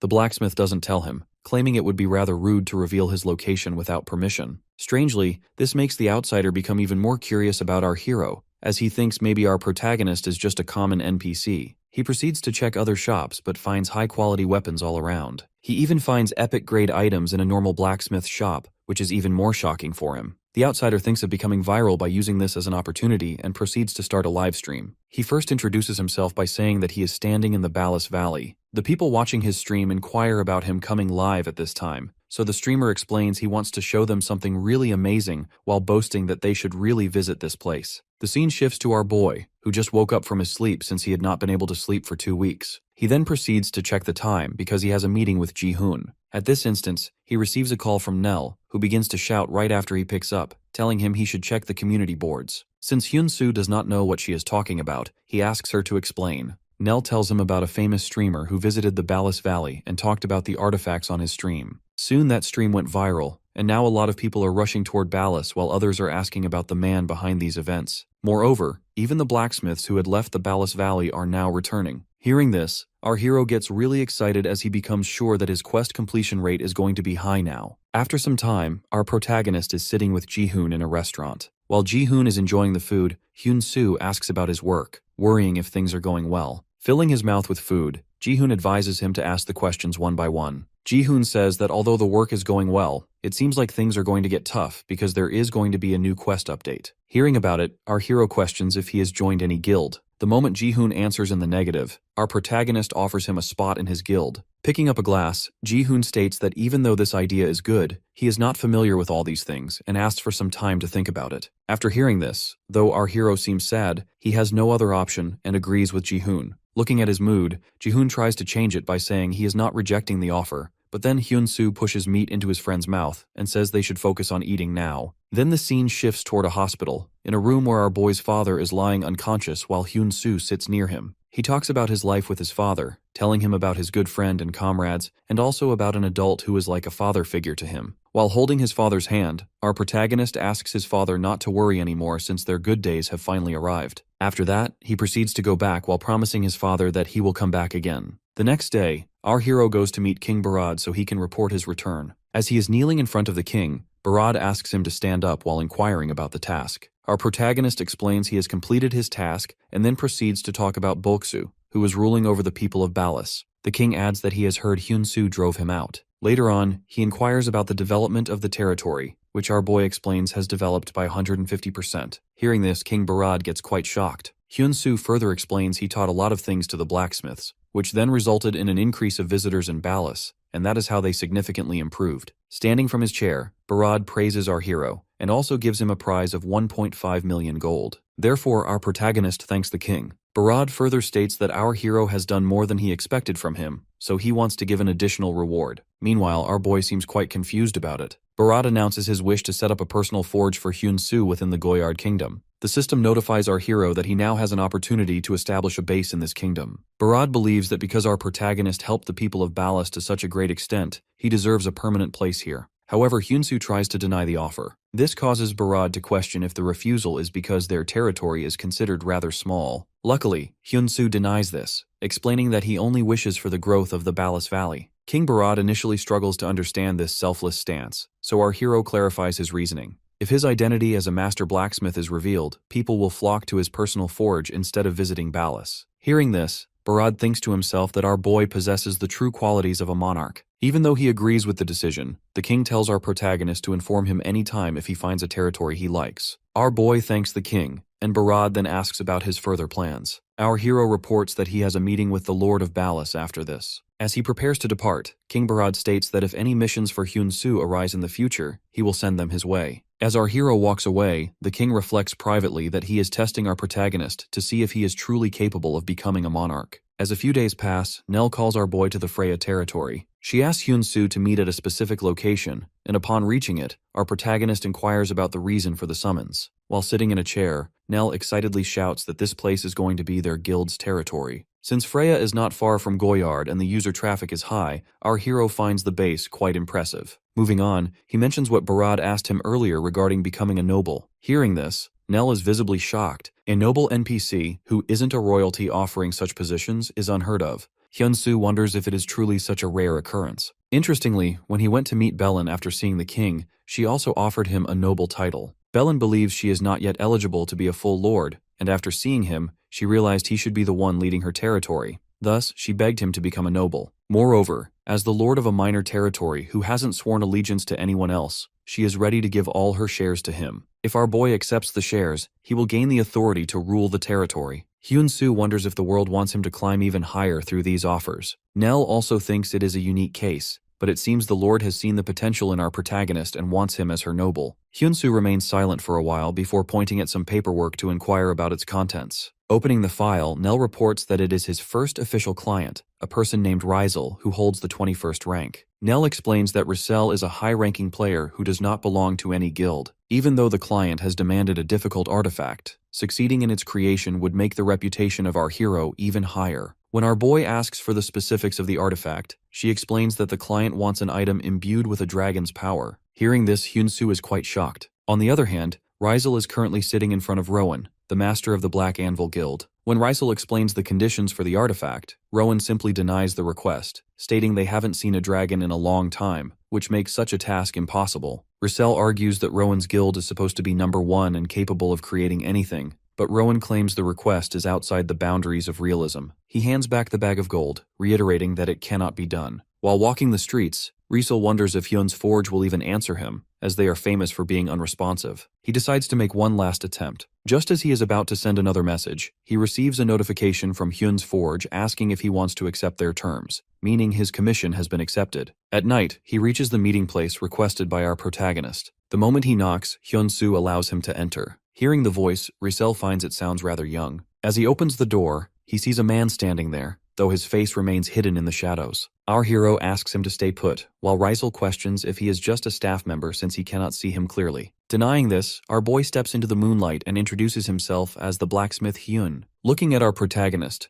Rysel realizes he is younger than expected. Moving on, Rysel explains the reason behind meeting him personally, asking if Hyun-soo can truly imbue an artifact with a dragon's spirit. With confidence, our boy accepts the demand, stating he will make it, but a down payment must be made before starting. Apparently, our hero is saying what Nell instructed him to say in order to look professional. Furthermore, he explains to Rysel that this artifact will be quite expensive since he will make use of a dragon in it. Hearing this, Rysel wonders how Hyun-soo will manage it, since even Black Anvil claimed it was rather impossible. However, right now he just wants to get his hands on the artifact for his father. Actually, Rysel's father is in critical condition and wishes to see a dragon. Calling our protagonist his last hope, Rysel claims he wants to witness the manufacturing process of this artifact. At this moment, our boy realizes the true intentions behind the commission. Later, Hyun-soo proceeds to make the sword, calling it God's Urgent Crafting. The moment he reaches the end, a dragon appears in front of them, really shocking Rysel. Once the dragon disappears, our hero questions Rysel if he wants him to finalize the sword, to which Rysel answers yes. An hour earlier, Hyun-soo was discussing Rysel's request with Nell. Our boy seems confused, thinking about the reason behind such a request. Seeing him, Nell shows Rysel's initial request, where he stated it would totally be fine if the artifact's abilities were ordinary because he just wanted a dragon to appear. Moreover, Rysel has been sending hundreds of such requests from time to time, even asking different guild leaders and summoners for a way to see a dragon. Hearing everything, our protagonist realizes the client just wants to see a dragon, but now he wonders why Rysel is so desperate. Even Nell agrees with him. Moreover, a dragon has never appeared in Ares before, which is another problem. While our hero is lost in thought searching for a way, Nell puts another scroll in front of him, claiming they have another option. She explains that during the AJ broadcasting, Hyun-soo promised the audience he would take a limited edition crafting request from an archer. Furthermore, an archer named Ian has been sending requests since then. Looking at the information, our boy remembers this person, as he had bought a gauntlet from him before. Ian requested the most powerful bow, which our protagonist finds rather easy to make. But then he picks up Rysel's request, claiming he wants to do something challenging. Nell already knew Hyun-soo would choose it, so she goes to contact Rysel to tell him about the acceptance. Meanwhile, our hero is still preparing the request while thinking of a way to make an artifact imbued with a dragon, and also thinking of using that sword as a pattern. Now in the present, our boy and Rysel are sitting opposite each other with a sword between them on the table. Hyun-soo explains that he was able to summon the dragon only once since he made this artifact in a hurry, and thus needs some refinements. Hearing this,